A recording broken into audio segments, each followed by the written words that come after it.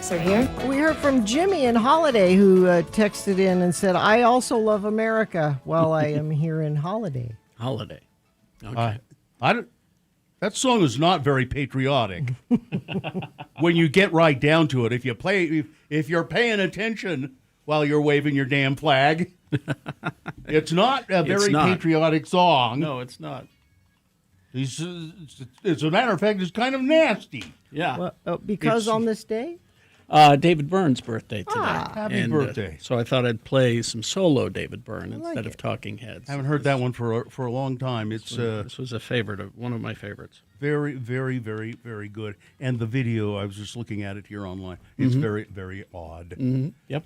So it's David Byrne. David Byrne is close to a musical genius as you can get. I think so. I put him right there with Paul McCartney. Mm-hmm. I don't know who else was in that pantheon to me. Where they probably David Bowie probably. Yeah. Dylan, you think? Yes, yeah. Mm-hmm. I mean, we have some great modern. I would add Elvis Costello in there. I would add Ray Davis from the Kinks. Some great modern, and I mean by that popular music people who are just more than hi, we're just here to entertain you. Yeah. You know, there's something more going on there. Yeah. And David Byrne is. How old is he? 74 today. Happy birthday! Riding his bike around Manhattan. Yep. I love at the end of the show the videotaping of the Broadway show they did.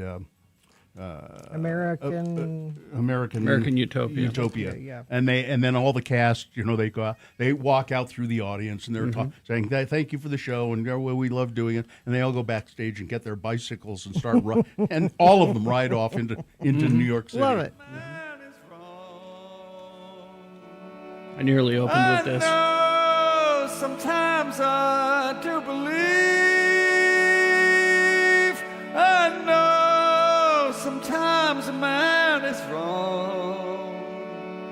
I'll be wrong until you're next to me. I know sometimes the world is wrong. I know sometimes I do believe. I know sometimes the world is wrong. They'll be wrong until you're next to me. They'll be wrong until you're next to me. Are you thinking, why would you open with this? It's kind of sleepy. But then Then it kicks in. That's so political, though. Goes to a different song. Goes to "Don't Worry About the Government." It's so political that singing about that like that.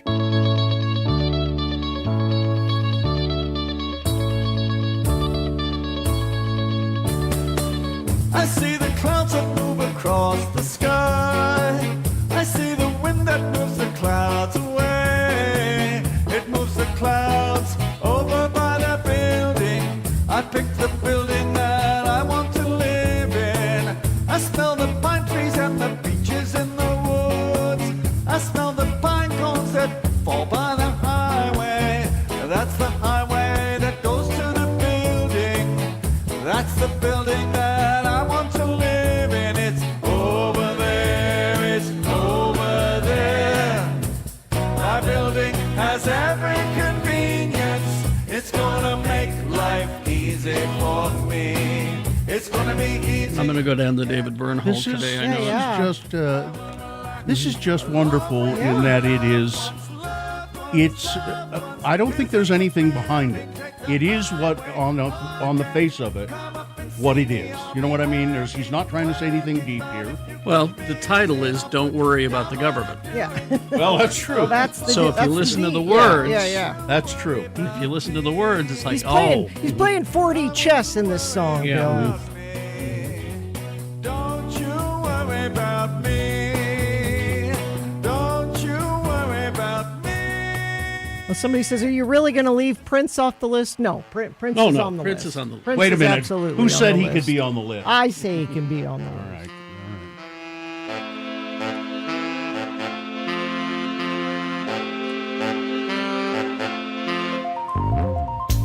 I wish I was a camera.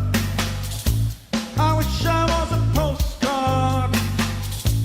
I welcome you to my house. You didn't have to go far. Well, there's a house and a garden.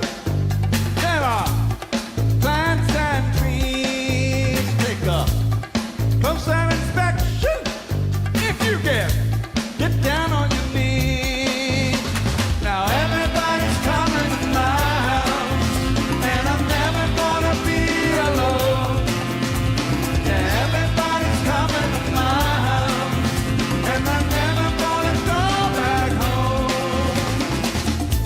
I'm pointing When he starts this song, he says, "We have kids come in and they perform some of the songs for us." And they did a very upbeat version of this song, and they didn't understand that. It's not that I wanted people in my house. I wanted them to not be in my house. Yeah. Damn it! Everybody's coming to my house. And I'll never be alone. I want to be alone. You know. Imagine rolling down the window. Imagine opening the door.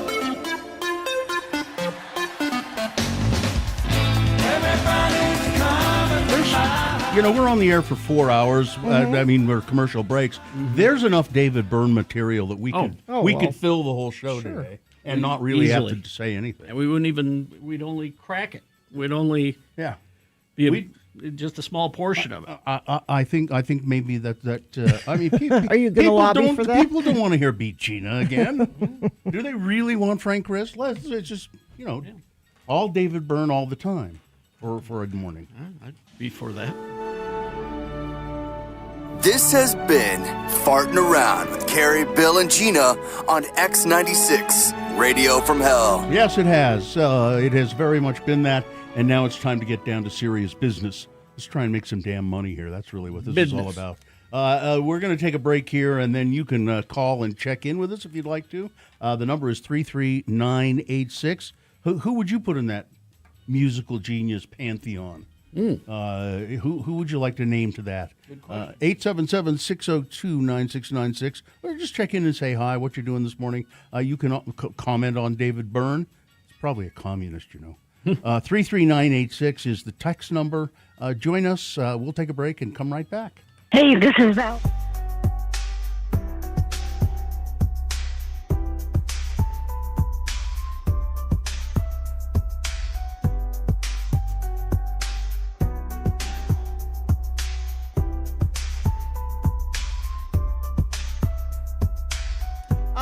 Just this quickly, I thought it was a list, but it's a survey. Oh, it's a survey. Okay, I won't play the list bit. I don't know how I feel about being surveyed. Oh, that's okay. The survey's been done already, Bill. You can just comment on. I think I know what you will say about this survey. Really? According to research, half men, 50% of men, admit that women who wear a lot of makeup repel them. No, I love it. No, you I don't. love that I know makeup. you I love it caked on. I want women to make their makeup look as whorish as possible. St. Ives conducted research that included 1,000 women and 550 men. They found that 40% of men think that women generally wear too much makeup. I like it when they wear so much makeup. I like it when they wear makeup on their face and even make up their hands and their arms. 45% of the male participants saying that all the makeup women wear is the stuff that turns guys off completely. Not far behind makeup in the turnoff department, 33% say fake tans. Yeah, I could understand that one for sure. Bright red lipstick came in at 5%. And lastly, Ooh, I love bright red lipstick. That actually kind of surprises me. faux eyelashes and thick eyebrows. I don't understand. Okay, so I've seen a lot of, not a lot, but there is a certain trend for women wearing eyelashes that are so big. Yeah. Too much. Yeah, Now, I have fake eyelashes. Oh, okay. but they don't. But They they look don't look look fine, like no. it, do they? I only wore fake eyelashes for my wedding, and they were like the magnetic ones with the Yeah. eyeliner. These are just a natural. It's just supposed to look like You know- my. you know what'd make 'em I have look better? mascara on. You know what'd make them look better is if you wore bright red lipstick. So you're telling me, Gina, you don't want a big fan over your No. eye where you can't. Have you ever seen those blow in the wind? Mm-hmm. It's so funny. And it's hard to keep your eyes open. Yeah. I don't get it. I don't get why they do that. It's just too I feel weird. like they'd be super uncomfortable because I don't like eyelashes in the first You know place. what I like? Speaking of facial hair on women, I like the monobrow. I'm really You're into. who was it? It was one of the Breakfast Club people that had the monobrow, One of the Breakfast Club. Like the like Ali Ali Sheedy Sheedy? or one Ali Sheedy? one of them. I don't remember who it was, but had the You were monobrow. into the monobrow. Oh, Brooke Shields had the monobrow. I mean, she had good eyebrows. No, she actually had monobrow for a while. Then her mother made her fix it, I think. I think women wear makeup because they like makeup. Yeah, I a lot don't of it is think- that. I don't think women wear it because they think this men are will going bring to a like man. this. Yeah. I mean, like, I wear mascara because I am a redhead, so my eyelashes are red, so it looks like I don't have eyelashes. Your So eyelashes are red? Well, yeah, my hair's red. my hair's red. That's freaky. It's the same with my leg hair. I don't want to know about your. It's leg. I don't want. Don't go any further So- with this. So I wear black. I mean, technically, I should wear brown to make it look more natural, but I do wear black mascara to just look like I have something there. Now, what about? I mean, I don't mind a little makeup on. It's like if you're going to go out to dinner, Yeah. Yeah. and you come into the room and your wife has put on a little bit of makeup, and you go, oh, A little bit. that's kind of nice. Well, I was gonna say, Gina, I know I could see your eyeshadow and stuff, but it's very subtle, and I do like it. I only put a little bit on. Yeah, and you don't need it. You don't need a lot. I wear a tinted moisturizer. I don't do Yep. foundation. Yep, fair. A little bit of eyeshadow. Is that on your face? Uh-huh. Oh, okay. I'm allergic to so much makeup out there, Yeah. and I don't wear it. You get if you see a full face of mine, it's eyes, it's eyeshadow and mascara and eyeliner, and that's really it. I try not to wear anything. I don't. Although there are pictures of Bill, and I'm sure we will address this when we talk about Salt Lake Acting Company. Yes. There are photos of Bill in full drag makeup. Yeah. Yeah. It's Which is distur- there's a framed one hanging at the I Salt Lake think Acting. so. Yeah, I think it's still there.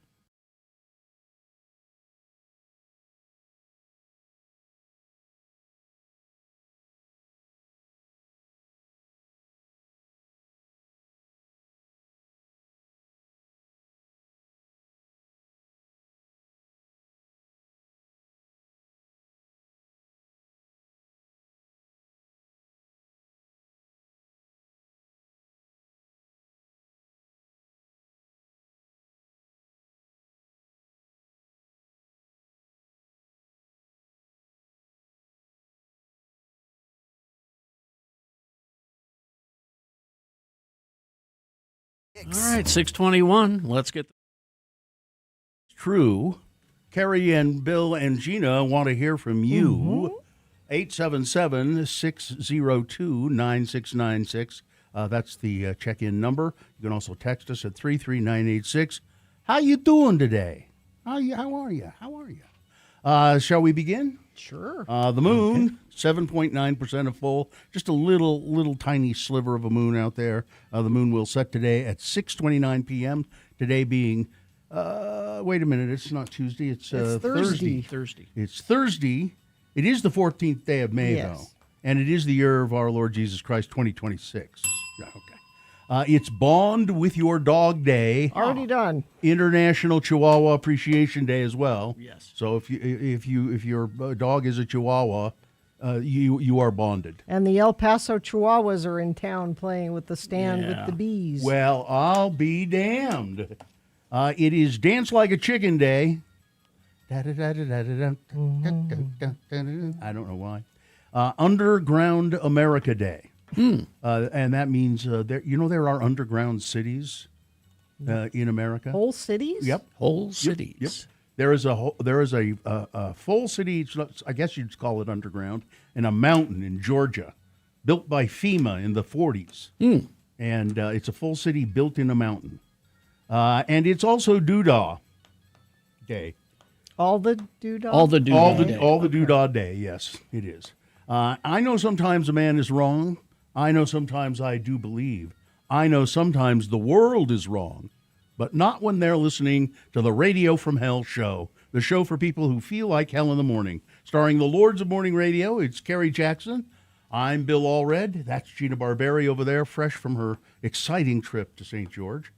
Katie for short is our producer in the booth there behind me. We have Lakai helping out at the hi Lakai, and the dog is already settled down into a nice curled up ball. I think he's just done with his licking session, and he's now curled up. They and have the sleeping. life, don't Yes. they? Yeah. Well, I wish I had time for a licking session. It would. You should put that in your schedule. I need You a good set licking. aside some time. I need a good licking. All right, check-ins, if you would, please. 877-602-9696 or 33986. All right. Let's go to Adam first. That's our friend Adam, the dependable checker-inner. Good morning, Adam. Good morning. Thanks for letting me listen. Yep. Geek Show says hey. Hey. And Gina, Yeah. I believe in you. Thanks, Adam. What's up? So I have two things this morning. So to add to your list of rock geniuses, Tom Waits. Yeah, well, yeah. Yep. Yeah, and, he's a double threat because he's also an actor. Yes, he is. So thank you for the David Byrne. I love David Byrne. He did an album with St. Vincent that was really great album. I met somebody yesterday who is in town for a Kilby Court, and we were talking about various concerts. And she said she had just been at, I forget which one, and St. Vincent was on stage performing, and David Byrne just unannounced came Joined up her? and joined Wow. her. They did some stuff together. I think Yeah, she's. if you look on, Go ahead. I said, because if you look on YouTube, you can find them performing that entire album live. Yeah, I think I read somewhere that St. Vincent said something along the lines of, I really kind of owe what I am to David Byrne because I admired him so much. He inspired her. Yeah, and if you watch her perform, there are touches of David Byrne in what she does. Yeah, in her early albums, you can definitely tell some influence. Yeah. Well, Adam, thanks for checking in with us, and All right. You guys have a great day. Have a lovely day yourself. All right. 877-602-9696. You see how cordial that can be? Easy. It doesn't have to be aggressive. Wasn't that cordial? Just kind of chit-chat for a second. Nice. Let's see. Bus driver Troy checking in. Medic Jack checking in from Eagle Mountain, Utah's Florida. Shameless plugs for the Cedar Valley Band's fundraiser.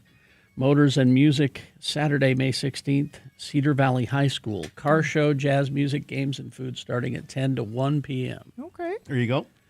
Let's see. America, Merca? says Dustin in Tooele, checking in. Mixer driver Shane checking in from Orem. Welcome home from your birthday trip, Gina. Not all right. Thank you. You've just got to accept it, Gina. I guess so. I think guess every so. we're going to make every day your birthday until the actual one comes around, and then just ignore Yeah, it that's- completely. Ignore it completely. Actually, I kind of like that. I'd rather just. You'd rather do that? Sure. Okay. You got it. Zane in Dallas checking in. You think David Byrne likes Mill Creek coffee? I could see him drinking Mill Creek coffee. Forcing it. I got the Squatters blend going today. It's very good. Max Power here. You can't possibly put a price on your family's safety. I wouldn't have thought so myself, yet here we are. What? Uh-oh. I don't know. Sketchy Blake of Ogden checking in. It's my Friday, so I'm going to need some drink recommendations. Getting divorced is more American than anything nowadays. That's true. All right. Shy Sodak FOP here. Just saw David Byrne in Kansas City last week. Fabulous show. Let's see. David Byrne and St. Vincent did a great album together. Yeah, Adam was mentioning that. Johnny B checking in. After dreaming about bundles of wires last night, I'm going to be sorting out and hooking up cables for a set of mini split AC units. Meshach of Erda checking in. Not America makes me want to get jiggy with her. He wants to get jiggy with America. I don't know. A David Byrne show would be awesome, says Sleepless in Sandy. It is awesome. I've seen it. Play some more. Great farting around. Retired Johnny checking in. David Byrne, what a wonderful weirdo. He's an odd fellow. There is no doubt about it. Yeah. Mike in Nashville checking in. Jamaica John. Chef Roy. Gina, hope you had a nice little birthday vacation to St. George. Thank you. I would add Les Claypool to the musical geniuses. Well, I think he's very entertaining. Yeah. I don't know if I'd. Yeah. But it is all a matter of your opinion. Mike Patton should be on the list. Also texted in. Jello Saladani. Gina, how was your trip? Did your son's team win? Glad you're back. Oh, we'll talk about it. Coming up. Part of what that list of geniuses, musicians, is for me is just the sheer output of work. Mm-hmm. It just never. Paul McCartney never seems to stop creating. Same thing for David Byrne. Never seems to stop creating. New things coming all the time. Kira and Andy checking in. Just saw David Byrne in Vegas. Definitely a musical genius. One of the best shows I've ever attended. Landfill Dave here. You live at the landfill, Dave? That's what I'd like to know. Don't care how much talent David Byrne has. He killed Talking Heads, and she'll never be forgiven. I sometimes wonder if... It seems to me it got to the point where Talking Heads was holding him back. Yeah, time to move on. That's what he would say. Is that what he says? Yeah. It's just, I needed to... It's like, I wanted to do some other things. They didn't want to go along. I needed to branch out, and they just kind of wanted to keep doing what we were doing. Let's see. Dave of Westbrook, Joe Dirt, Dan of Evanston, Eric in Purgatory, Dirty Cliff, Adam the Electrician checking in from American Fork, heading to Hideout, Utah. Don't know where that is. I don't know. Well, it's a secret. It's a hideout. Yeah. I refuse to celebrate Chihuahuas. What did Chihuahuas do to you? I don't know. Ron the Carpenter, Tim the Tree Guy, April in Vegas. Let's see. SoCal Sarah, Woodworker Willie, Suzanne checking in on my way to get a crown. Stupid Jordan almonds. They'll get you every time. Yeah. Those Jordan almonds. Sean Camp checking in. Let's see. Put Danny Elfman in that list. Yeah. Probably, yeah. Keeps producing. Let's see. Metal Shop Mark, A. Arlo Gumby, Patrick, the Friendly Neighborhood Middle School teacher, Cement Dave, Liza Brarian. Looks like everybody's here, so let's begin. Traffic, please. Well, Dan of Evanston was checking in, heading south on I-15 to Tucson. Gave a wave to Mona on the way by. I waved to Mona yesterday, coming the other direction. If you want to give a shout out to Mona or tell me what you're seeing on the road, you can text us 33986. All right. We're going to take a break, play a song. After that, it's Big Boy News and Opinioendo, and Frank Christ presents They're Fine, They're Just Fine. All coming up. Stand by. We'll tell you how to play and what you'll win.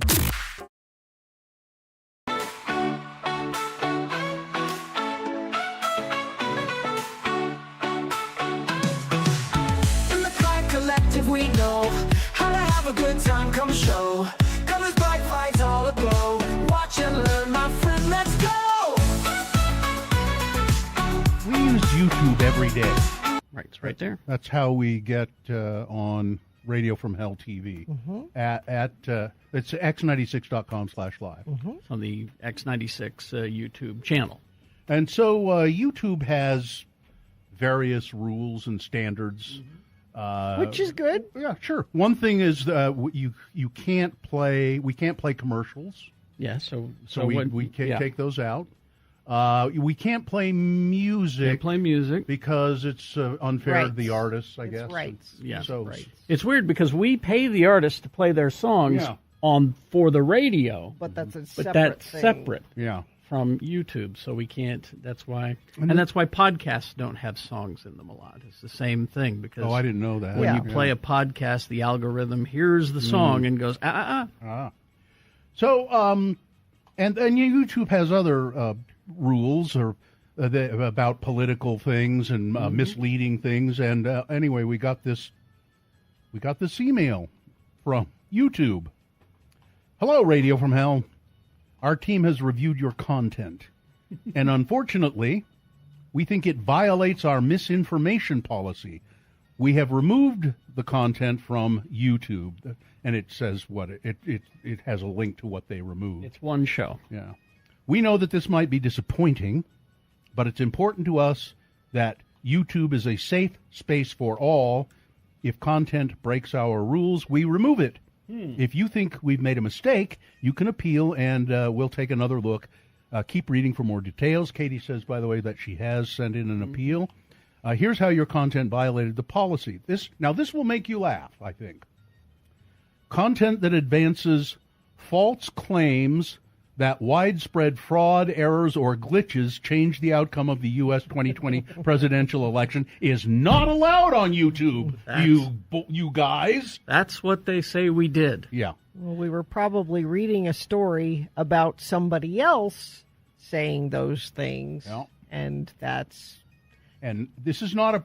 They do have live people monitoring stuff, but I think they also have This is an like bots or it's an an algorithm. that Yeah. picked up on us talking about it. Because if a person had heard that, they wouldn't have No. flagged it. No. I am glad that that YouTube removes that stuff. That makes me feel good that they are looking for those things. This is just a mistake. It's so I don't think we're in horrible trouble because what is it? You get three chances no, or something. It says because this is the first time. This is just a warning. Oh yeah. If it happens again, your channel will get a strike, and you won't be able to do things like upload, post, or live stream for 1 week. Van Veek. We want to help you stay on YouTube, so please be sure you understand YouTube's community guidelines. Absolutely. Review your content with our policies in mind. If after reviewing your content you think we made a mistake, let us know. Well, okay. And you that's can what- appeal the decision here. That's what Katie's done. Is Yeah. she's appealed the decision. I'm predicting that they will read the appeal and go, "What? Oh, let it."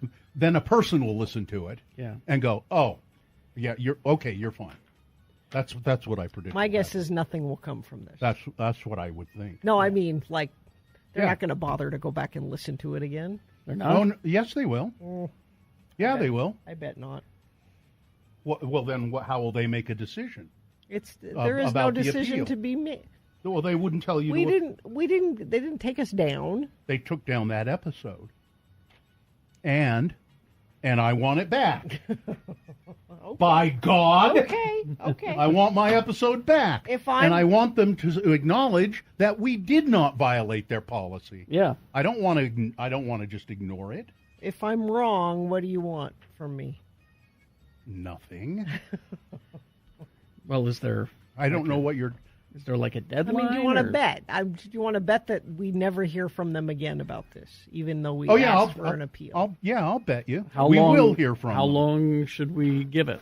Well, what? I don't know. We'll hear from them at some point.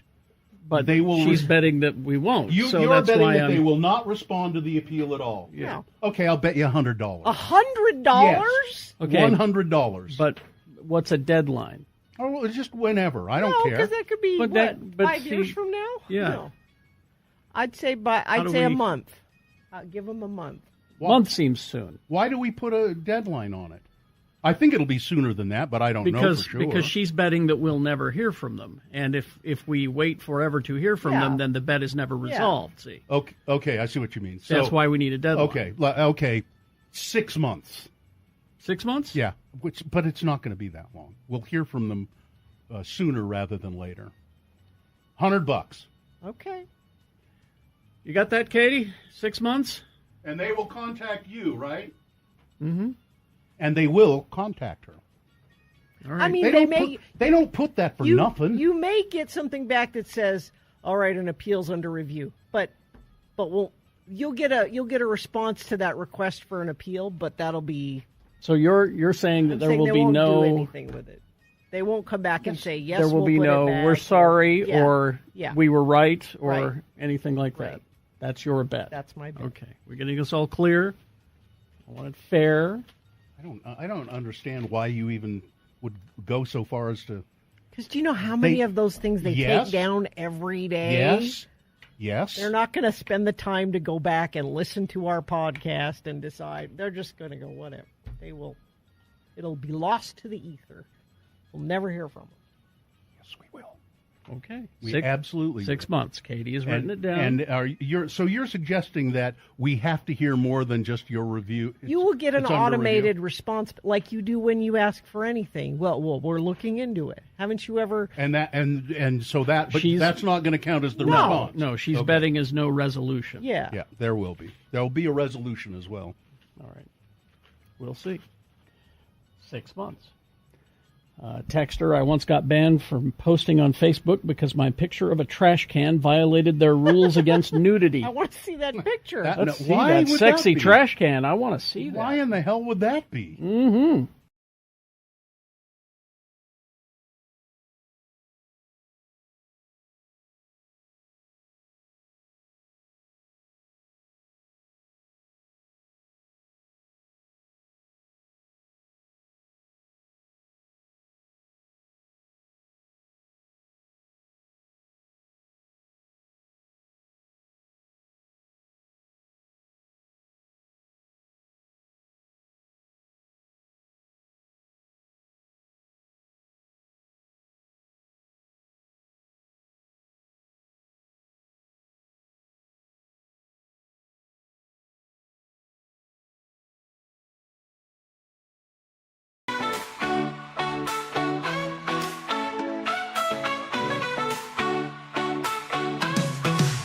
In the Clyde Collective, we know how to have Time for some big boy news and opinioendo. Right after that, it's Frank Christ presents They're Fine, They're Just Fine, the Dead Celebrity Game. We will give you a list of 4 celebrity names. 3 of those celebrities are just fine. One of them is dead. If you pick the dead one correctly, you're going to win. Tickets to the Sublime Festival coming to Salt Lake City July 18th at Zions Bank Stadium with Sublime, Slightly Stupid, Co-Defendants, and more. You'll get those concert tickets, and all you have to do is sit through a game of Frank Christ Presents at 877-602-9696. So line up to play. The sooner the better. 877-602-9696. But right now it's time for some big boy news and opinioendo brought to you by. International Rainbow Six Siege Esports Tournament, the Blast R6 Major, happening this weekend at the Salt Palace. Playoffs and finals open to the public. Get tickets at eventim.com. And don't forget, The views expressed on X96's Radio from Hell show do not necessarily reflect the opinions of Broadway Media, its management, owners, or advertisers. This program is intended for mature audiences. Parental discretion is advised. Well, Julian Lennon. He's the eldest son of John Lennon. Much too late for goodbye. Two sons, right? Julian and Sean. Sean Lennon. Julian Lennon has disclosed that he has been diagnosed with coronary heart disease, and is also pre-diabetic. The 63-year-old musician said the news on Instagram, urging fans to get checked out sooner rather than later. Lennon said, "You never know what hidden health issues you may have," adding he caught the condition early enough to reverse some of the damage and will hopefully be able to live a healthy, long life. This marks another health challenge for Lennon, who had a cancerous mole removed in February 2020. He previously told Joe Rogan that he gets comprehensive checkups twice yearly. Why are you talking to Joe Rogan? I like living, he said. I want to be around for a long time. He's talking to Joe Rogan because Joe Rogan has a big audience and Julian Lennon does not. So that would be the reason, probably. Well, the big Utah murder trial was finally concluded yesterday with the sentencing of Corey Richins, the Utah mom who was, she was given a very harsh sentence, don't you think, Gina? Yeah, so Corey Richards will spend the rest of her life in prison for fatally poisoning her husband, a Utah judge ruled on Wednesday. No possibility of parole. Nope. It's the maximum sentence that the 3rd District Judge Richard Mrazek could order for Richards, aggravated murder and other crimes. Mm-hmm. So I get a text from Bill yesterday. Are you watching this I was listening to her live. Really? She went. So Corey Richards, she did not speak during her entire No, trial. she didn't testify. But so yesterday in court, she spoke. All right. For 45 minutes. Wow. And I think what she's trying to do is wait, just keep going so the judge doesn't say, "Well, here's your sentence." And she kept doing the fake sniffing thing. And I just want she talk to my. Here's some of the things she said. She said, "I will." She's talking to her kids, Yeah. mainly 3 boys. I will and have always prioritized your safety. No. Except when I killed your dad. I'm your mother, and that's my job. And to anyone to scare you otherwise, well, that's just cruel and heartless. I'm sorry. In a perfect world, there might be justice. I know. Yeah, she took zero accountability. Well, she still says she didn't do it. Yeah, zero remorse, zero. And apparently, and it was really sad. I mean, they read some impact statements from her kids through their therapist, and all 3 of them said, "Do not ever let my mother Don't let her out. of prison. We're afraid of her. If she got out, we would be scared." Yeah, she said to the boys that she and her husband, we wanted to give you guys everything that you didn't have. We would give you everything we had, except then I killed him. And she tried to kill him twice. Yeah. And also, interesting side note. So she faked a bunch of documents to get the insurance, Yeah. which they paid out. They 'Cause did. That happened before Yeah. she was charged. And now part of what they're trying to undo is, Is the hey, by the insurance- way, yeah, you can't have that money. So That- the insurance company is trying to get the money back, the money that would help her sons live yeah. a life. And if she cared about her sons, she would say, please take this money and take care of my sons because they're my priority. Well, but the insurance company Yeah. wouldn't do that. Now she's saying she's going to appeal, and she's horrible. There's and- the chance of appeal, and I'm No almost chance of zero. parole. Almost almost no chance that an appeal will go anywhere. We'll see what else we have here. We have Utah firefighters saved 25 million bees. Oh. There was a crash in Parley's Canyon. A semi had broken down.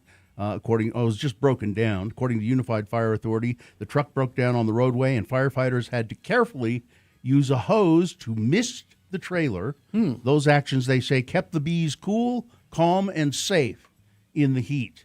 So that's how they handled it until they could, get the truck going again or transfer them to something else. They just kept misting the hives that were on there, and it worked pretty well. The bees were at risk of dying if they stayed parked in the sun for too long. Typically, the truck's movement would allow a cool breeze to go through the hives. Officials say the truck had around 480 hives, with each one housing between 40,000 and 60,000 bees. No one was stung during this incident. Let's see what else we have going here. The big data center that the Canadian wants to build, Mr. Wonderful, the Shark Tank guy. I didn't realize. I mean, you hear 400,000 acres. That's twice the size of Manhattan. Yeah. Yeah. Now, what they're walking back is saying, well, eventually that's how big it'll be. We're only going to build it this big now. Well, but yeah, whatever. That's how they're walking that one back. But they want it to be that big. Yeah. Yeah. Last week, the project was approved by the county's commissioners, who I hope each one of them are voted out of office. Yes, they should be. Despite thousands of objections lodged by Utah residents, environmentalists have warned that the Stratos project would imperil the Great Salt Lake ecosystem, including a critical migratory bird habitat, which is already under severe stress. The lake is shrinking due to water diverted for agriculture and the impact of the climate crisis, placing inhibitions and on the further water going to the lake is just a criminal thing to do. And people who live nearby, they are at risk of toxic. Here in Salt Lake, we're at risk of toxic dust from the lake once the lake bed continues to dry up. At a time when the Great Salt Lake is already in crisis, approving a project that will consume water and energy at this scale is irresponsible and dangerous, said Frankie Baines, director of the Sierra Club's Utah chapter. So, Gina, you maybe could weigh in on this a little bit. There's a new city in Weber County, and it's up in what they call the Ogden Valley. yeah. The Ogden Valley is not the valley that the city of Ogden is in. No, the it's- Ogden Valley. I know it's kind of confusing. Yes. You're in Ogden, and you go up the Ogden City Canyon Yes. to a beautiful valley up above, where there's the Pineview Reservoir and Huntsville and, Yes. and Eden and Liberty and- Liberty and all lovely area. There's Wolf Creek is up there, and so that's called the Ogden Valley. But the new city that's been formed is called Ogden Valley City. Well, but that's not the official name. Working That's title? what. Yes. I hope so, because that's a terrible name. Yes. It's up. It could end up being that, but It's- this is the whole placeholder name. It says here while maybe that name will stick. Yeah. 6 other proposed names have Yeah. been put forward, and the Ogden Valley City Council is tentatively scheduled to take up the matter in early June. Let's see, what does it say here? What are the other names are? Do you know what any of here? Well, here we go. Possible names for the new locale are just Ogden Valley, Eden, Pineview, Liberty, Mountain Valley, Eden Valley, and Pineview Valley. I don't know. I don't love any of them. But Yeah, maybe Mountain Valley City. so right now my address at the farm is Huntsville because we're in unincorporated. Now that it's incorporated, whatever it ends up being, my address will change. Okay. Huntsville Town is still Huntsville Town. That's just the part that goes out on the peninsula Yeah. into the. That's the only thing that's Huntsville. That's Town. Huntsville. The rest of this will be whatever that new name is. Just call it Springfield and be done with it. Yeah, why not? There you go. That's a good idea. Let's see. Artemis 2, the space crew, the spaceship. During the Artemis 2 crew's visit to the White House a couple of weeks ago, Donald Trump had people cringing after he took a moment to make a comment on the NASA administrator's beautiful ears. What? Artemis 2 is the first mission to bring astronauts toward the moon in over half a century, launching successfully April 1st, and everybody was delighted by that. The astronauts went to the White House during the event. A reporter pointed out that the lease on NASA's Washington, D.C. headquarters runs out in August of 2028 and asked Trump if he's thinking about moving the agency somewhere else altogether instead of renewing the space. Trump chose to have Isaacman, who is the head of NASA, answer the question, but did so in a really awkward way while pointing at him. Well, the best man to tell you about this is a man standing right over there. You heard that question with those beautiful ears of yours. He's got great hearing, He's got super hearing. Mr. Isaacman has sort of large ears that stick out from his head. And that's why he thinks he has Yeah. good hearing. He's Point that out. Yeah, Make him self-conscious about it. something he's probably been sort of self-conscious about for most of his life. Yeah, he's good. Look at those ears. He can really hear good. Look at that. I would say taint is a better word, actually. And Gina, finally, this story. This is for you. He wants to say howdy. He wants to say he's just fine. Okay. He wants to say he's in the middle of making a very, very full and complete recovery. I feel 100%. Rudy Giuliani is back on the air on his radio show. Really? What? Yes. His comments were the first since he was hospitalized earlier this month in West Palm Beach with a critical case of pneumonia. His condition was serious enough that he was visited by a priest who performed the last rites. But the former mayor, who will turn 82 this month, recovered, left the hospital on Sunday. And evil's tenacious. Yeah. So And he was back at his home in Palm Beach, and he was broadcasting from there on Wednesday. I wonder who listens to that. Is it? Is it over? I think it's over the air, isn't it? I don't know. No Well, idea. I'm gonna have to find out. I need to listen to a little bit of what Rudy Giuliani is talking about. All right, sports, weather, traffic.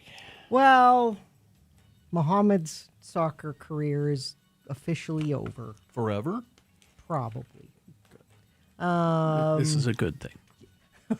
You mean It's he's not sad. he's not getting a scholarship for college No, soccer? nobody is. Most people don't. Your kid is not going to get a scholarship.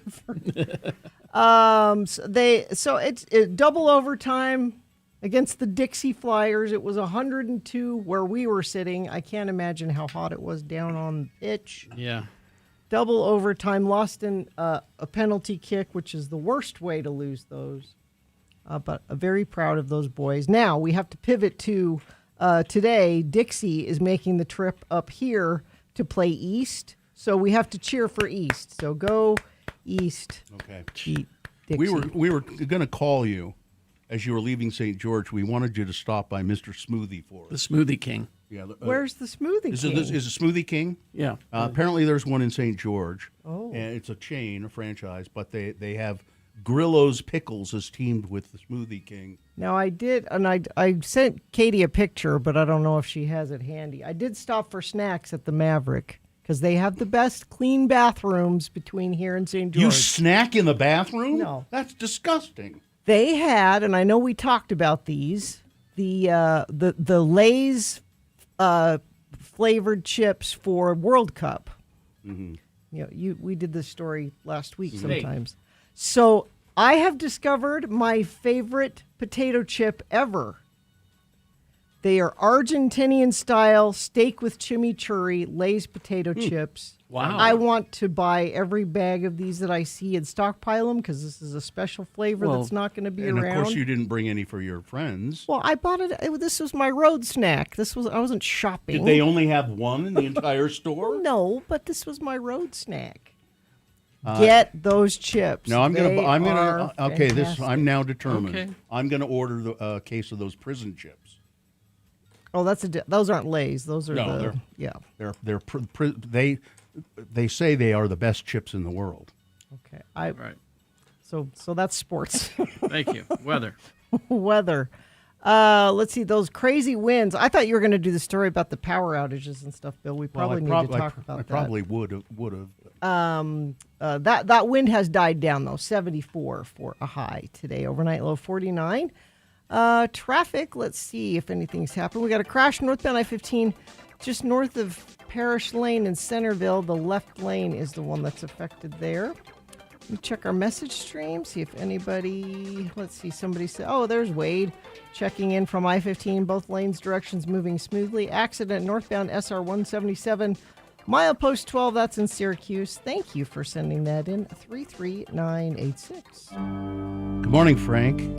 Oh, hello, everyone. That's Frank Chris, ladies and gentlemen. The Grim Reaper. The Reaper of celebrity souls, specifically. How are you today, Frank? Oh, I'm fine, except for that Rudy Giuliani. He slipped right through my fingers. Well, he's, as Gina said, evil is tenacious. It hangs Certainly on. is. It hangs on. It'll be circling. He'll be circling the drain, and then those bony fingers will just grab up and keep him from going down. I'll get him. No. Frank Christ is he specializes in reaping the souls of celebrities.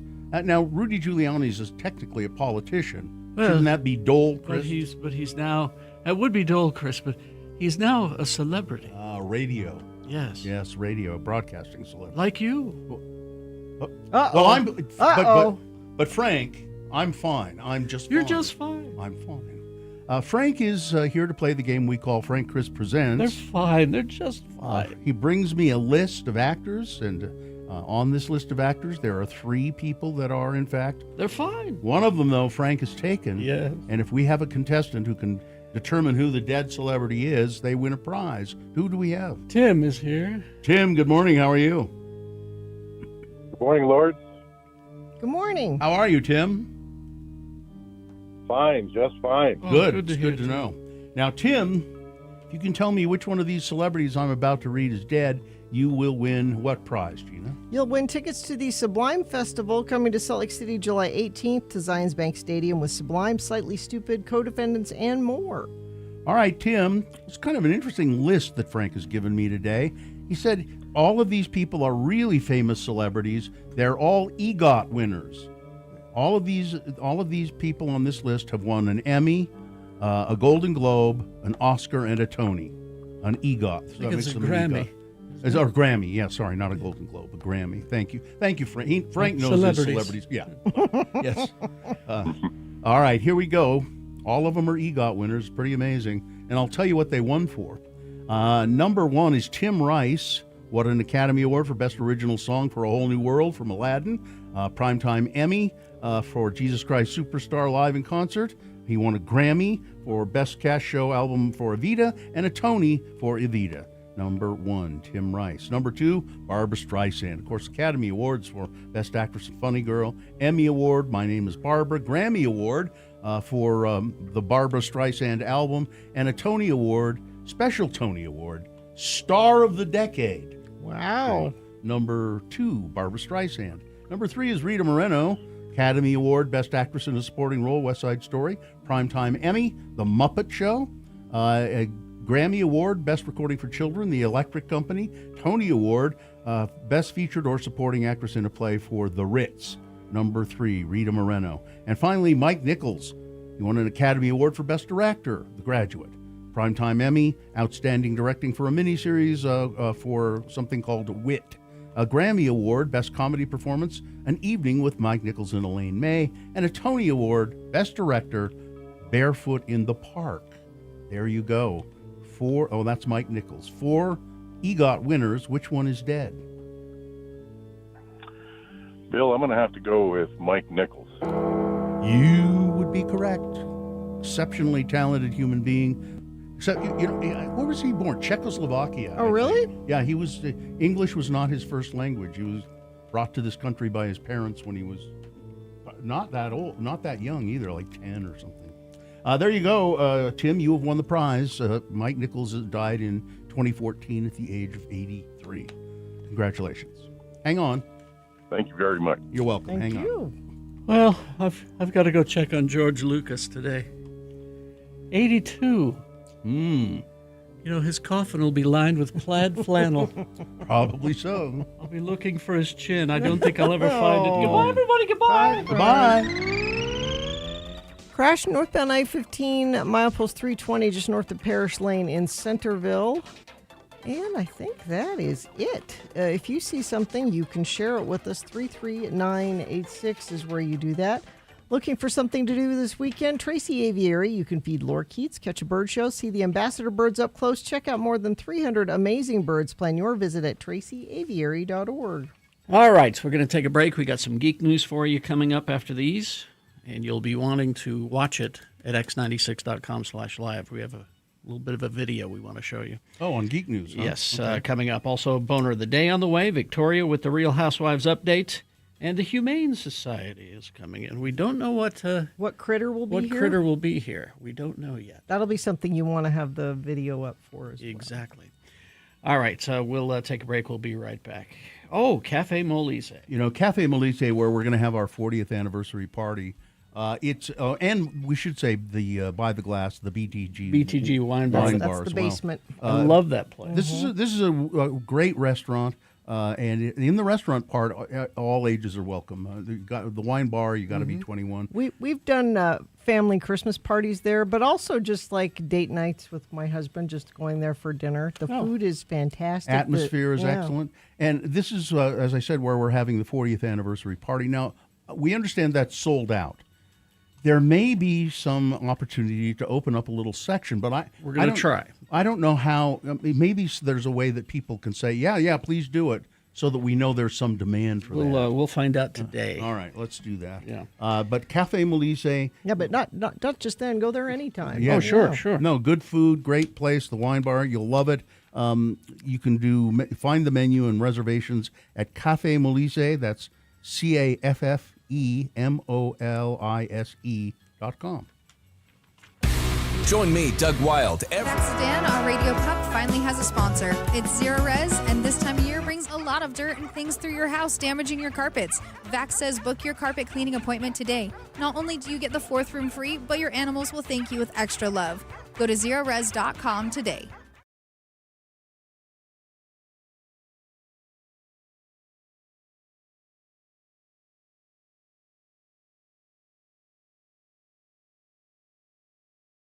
I have a lifesaver.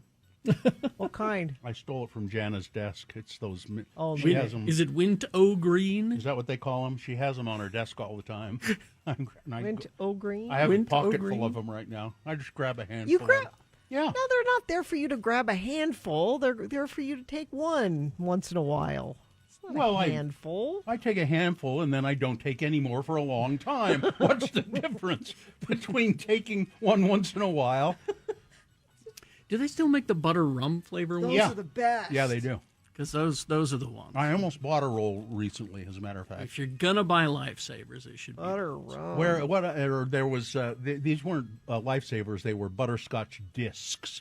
So they were some different brand, but Not without as good a hole. Not as good as the butter rum. Okay, so they Lifesavers. have the butter rum, pep-o-mint, This just says Lifesaver. on it. wild cherry, hard candy, 5 flavors, mints, orange mint.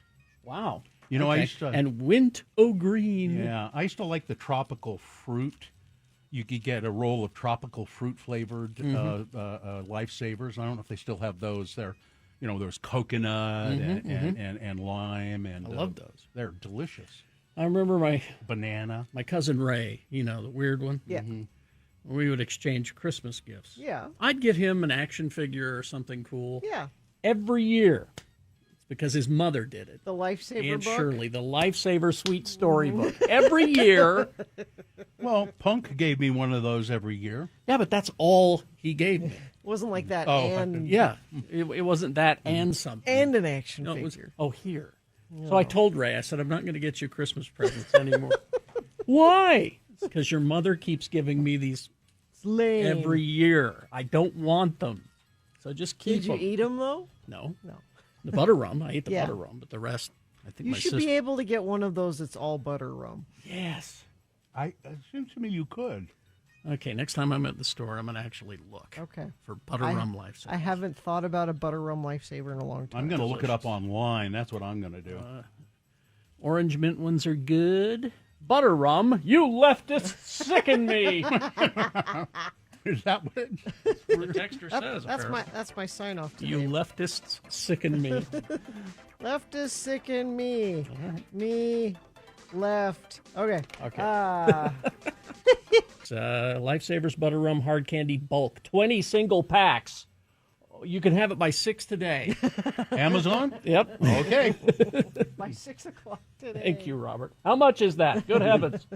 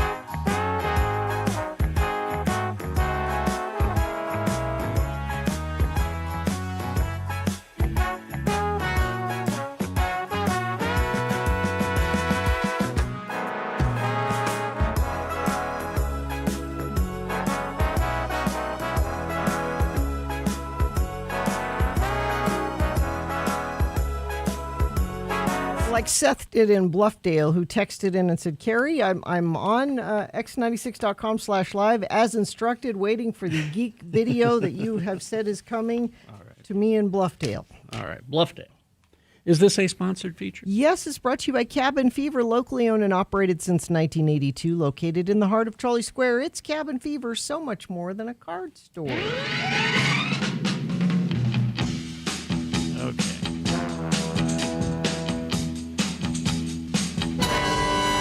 Now, on your Disney Plus, there is it's about an hour long. It's a special called The Punisher: One Last Kill.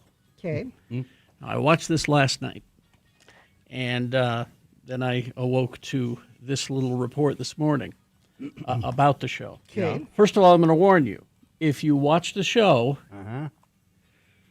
there's an animal killing. If you're triggered by that, don't watch. Okay. All right. If you have an aversion to extreme violence, don't that watch. Violent. Okay. Yeah, this is the most violent and bloody thing that Really? Disney Plus has ever put out. Wow. And it's not just that kind of violence where they don't show the blood. No, they show everything. Okay. But it poses the question, Frank Castle became the Punisher when his family was murdered by organized crime gangsters. His vow was to eliminate them. Yeah. Yeah. Well, what happens when he kills all the gangsters? So you got to kill somebody what? else. Got to Then move, what? move on to killing other people. But basically, the last 45 minutes of the show is an entire city block trying to kill Frank. Wow. Okay. And it was co-written by John Bernthal, who plays Frank Castle, the Punisher. First, fans said that the Disney Plus presentation was hurt by audio mixing issues, particularly low dialogue volume. Did you notice that? I only noticed because Bernthal is a mumbler, And he has a very low voice. and he puts on this very low voice when he plays the character, So I had to have the closed captioning. So I didn't notice much of a sound problem. But the people who complained to Disney Plus got a reply saying, "Thank you for reaching out and letting us know you're experiencing no audio while watching the show. Good news is our team knows this particular issue, is working on a solution as we speak. Let us know we can help. Okay. Let us know we can help with anything else." Well, it's funny you should ask. There is a moment where Frank is being pushed off the side of a building and falls on a silver crate. This happens at about, I want to say 48 minutes into it, Okay. 38 minutes. But it doesn't quite look right. And so some of the comments, you can roll that video if you want. Go ahead and take a look at it. Watch when he falls. It just doesn't, it looks like, as looks people fake? said, it looks like a Grand Theft Auto cutscene. It looks like a test version of a Joel cutscene in PlayStation's The Last of Us. You can see it just looks kind of like a video game. Yeah. What's going on with Well, that? here's the deal. Sources close to the production said, no, it's a real in-camera shot.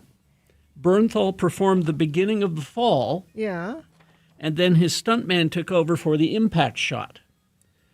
There is some VFX, but what they did was they swapped Bernthal's face onto the stuntman's face. But it looks super fake. But it does kind of look Yeah. like a Grand Theft Auto cutscene a little bit.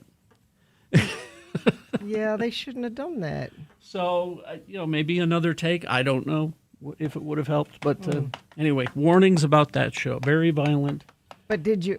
Generally, did you like it? You just had to turn it off after that happened, didn't you? I can't watch this anymore. Well, that's the thing. There's so much happening in this last 45 minutes of the show that, if you're going to let that little thing ruin it for you, then you got your own problems. It would seem to me that I would probably have not even noticed it. I wouldn't have noticed it. Because it happened fast. Because everything was happening. I mean, But like now- I said, an entire city block is trying to kill Frank. That's what I was paying. But now we've run it over and over and over again. But now you're focused on it. So anyway, but there you go. Just a couple of quick little programming notes. We loved Futurama Season 13. Very good. Strong batch of episodes. But they dropped them all at once on Hulu. Okay. Well, Hulu has decided, maybe we're not going to do the binge thing. Maybe we'll drop them once a week. Now, I kind of... So for the next season, you mean? Yeah, for the new season that is starting August 3rd. So your new Futurama season will be dropped every week. Now, okay, whatever. I prefer the binging option myself. Me too. But that's me. Because I don't watch TV every day. Yeah, So, like, if on a Friday, I want to watch 2 or 3. exactly. Yeah. You get some time, yeah, you want to yeah. binge them. Yeah. You want to keep going. Also, programming note, the second season of Ahsoka is coming, but just a little bit later than we had hoped. Rosario Dawson, who plays Ahsoka Tano, announced at the Disney Upfronts that it's going to debut in early 2027. Now, season 1 of the show ended in 2023. Filming on season 2 was complete late last year, led us to think that we'd be seeing it sometime this year, but apparently not. But she did give us some hints as to what's happening on the season 2. This season, the battles are bigger, the stakes are higher, she said, which makes sense because season 1 of the show ended with Grand Admiral Thrawn, played by Lars Mikkelsen. That's Mads Mikkelsen's I was going to say, brother. are they related? Yeah, they are related. Making his way back to the Star Wars galaxy with would-be Jedi Ezra Bridger. As I recall, as a matter of fact, those two Mickelsons look remarkably alike. They do. They have definitely a family resemblance. Ezra then meets up with Hera Sildana, played by Mary Elizabeth Winstead. She's going to be joining the show. We won't be seeing it until 2027. So to recap, we got Mandalorian and Grogu happening in a week or so.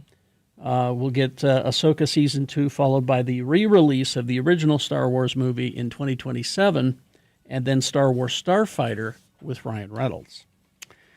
Another programming note, Vision Quest. This is the, we had the Wanda and Vision trilogy. We had WandaVision, then Agatha All Along, and now the next spinoff is Vision Quest. October 14th is when that'll come on, and that'll be on Disney+.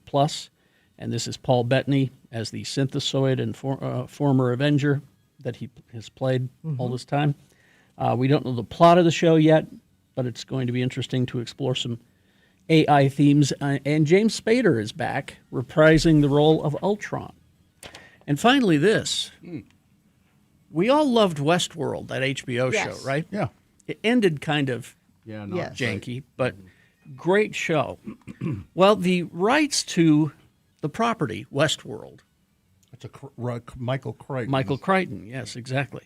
Have been picked up, and they're going to do a film. So it's probably going to be a reboot. Yeah. Because I liked the Westworld when it was the cowboy stuff. When it moved, I stopped watching it. But And see, and I liked the other you stuff. like the other yeah. stuff. I didn't. If Yul Brenner isn't in it, I don't want to see it. Richard Benjamin, But unceremoniously canceled before reaching a satisfying conclusion. And then the other thing is that all trace of it is gone from streaming. Yeah. You can't. Oh, even, really? Yeah, you can't even find it. So would they do a movie that's kind of a wrap up and try and? It'd Or be a total- restart, a reboot, with probably going back to the source material, the Michael Crichton book, would be my guess. But you will have the scary robot cowboy man in black. Well, that was Ed Harris, right? Yeah, he was really good. Oh, Ryan Gosling, not Ryan Reynolds. Sorry, Ryan That's Gosling the same thing. is in the Star Oh, Wars. they're very different things, Bill. Same Very thing. different. Yeah. Well, if you see Ryan Gosling or Ryan Reynolds on the side of the road, you can text us. A friend of the program says I-15 in Woods Cross has come to a complete halt. Thank you. We need some more information about that. I would appreciate it if you sent that in via text at 33986. All right, here are the boners you're going to be voting for in just a matter of moments. Boner candidate number 1. Oh, do it. Please do it.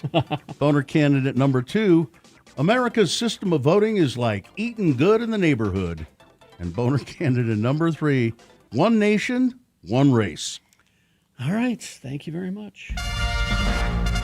We all could use $1,000. Although us here in the room, we can't play this contest because Damn it. we work here. But for the rest of you, enter as many times as you can with as many keywords as you can. We give them to you at 7:15, 10:15, 1:15, and 5:15. Text those keywords to 508-777-1000. That's 508-777-1000, and you will be entered to win. Every keyword means another chance to win $1,000. Your keyword for this hour is fund. Fund, F-U-N-D, fund. Text that to 508-777-1000 now to enter to win. All right, thank you. Okay, we got Boner of the Day, Big Boy News, all coming up after some messages and a song. Stand by. Huntsman, mental health. It's really time to prioritize mental health. Mental health is as important as physical health, and for too many years, too long a time, it's been overlooked or treated as secondary, or just, oh, you're feeling bad, just get over it.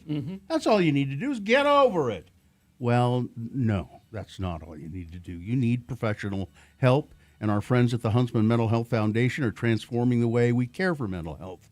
They're funding groundbreaking research They're expanding access to treatment and supporting programs that serve people of all ages. And they have a 24-hour walk-in facility, no questions asked, no insurance necessary. If you're in the middle of a crisis, you can go to the Huntsman Mental Health Foundation. Now, if you want to help out and support this, it would be great if you would go to yourbrainisbeautiful.org. That's yourbrainisbeautiful.org. See how you can become part of the solution with the Huntsman Mental Health Foundation. Radio from Hell is turning.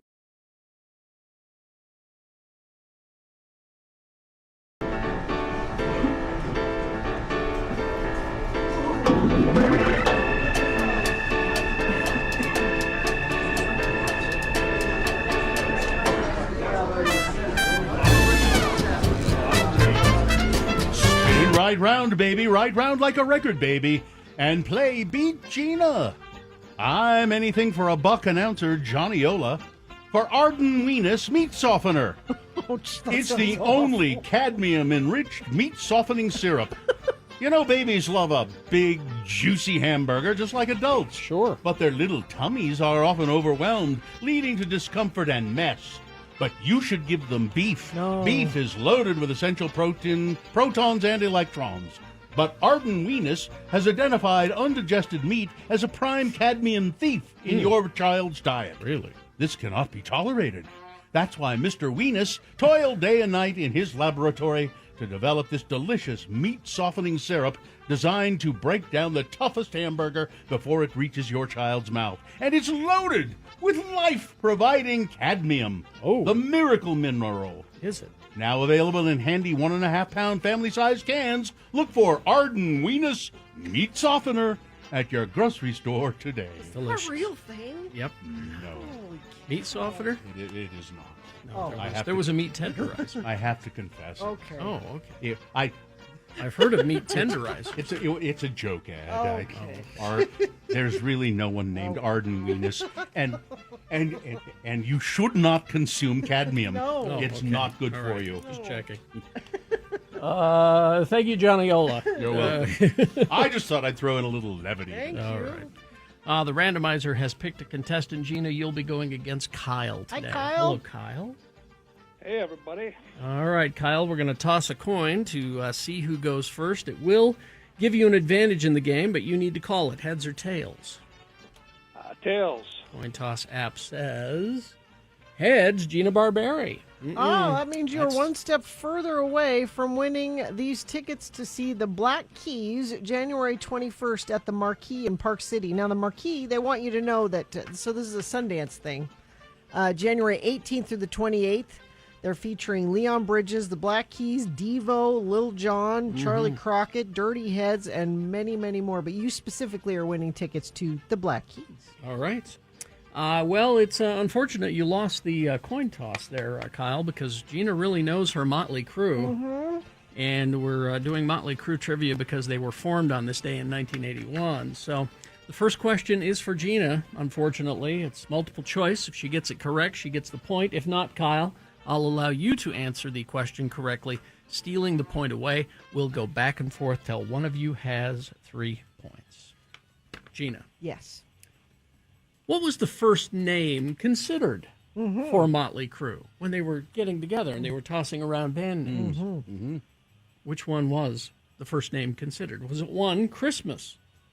Was it 2, the Traveling Dingleberries? Was it 3, Baby in a Straitjacket? Or 4, the Shirley Temple Pilots?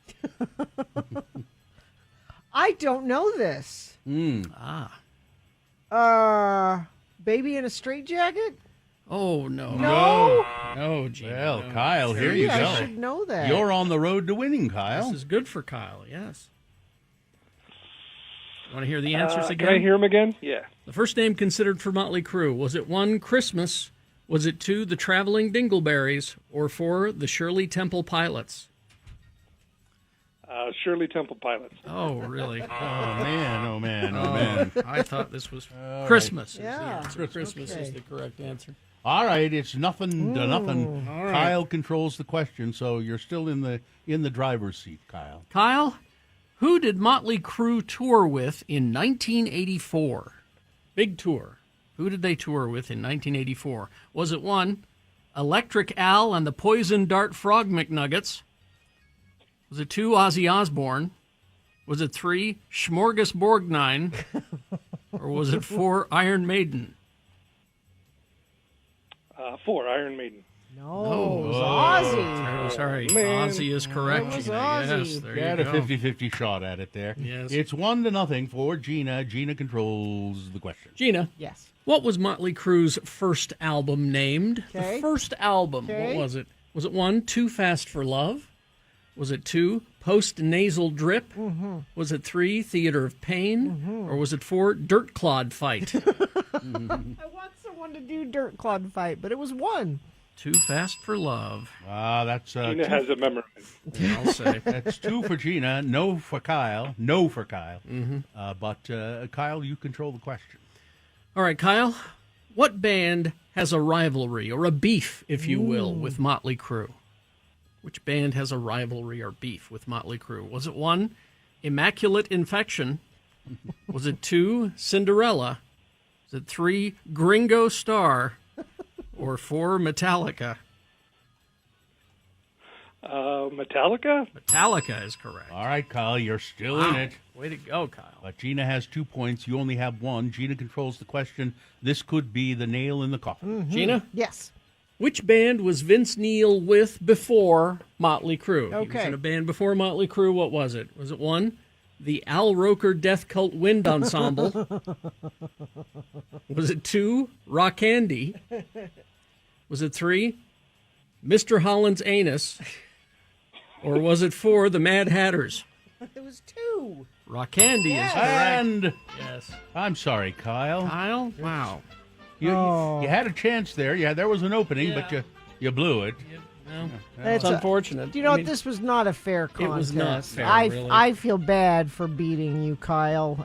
So bad, in fact, that I'm going to go ahead and give you these Black Keys tickets anyway. Oh, well, look at that. Look at that. How nice. Shocked. I Gina, know. I owe you a can of Arden Weenus meat softener and a donation to the Road Home. Exactly. All right, thanks. All right. Hang on, Kyle. Listen, I've got to go. Arden Weenus and I have got some meat we need to soften. Thank you.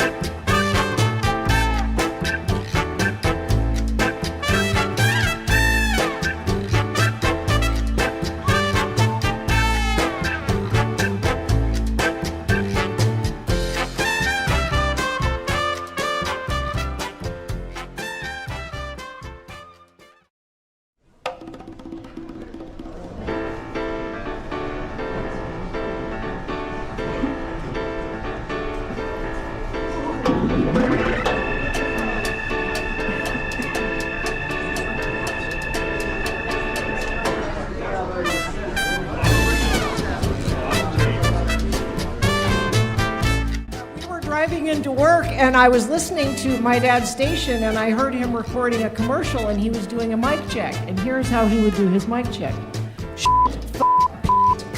Of the day. 3 news stories. These are examples of bad, stupid, funny human behavior.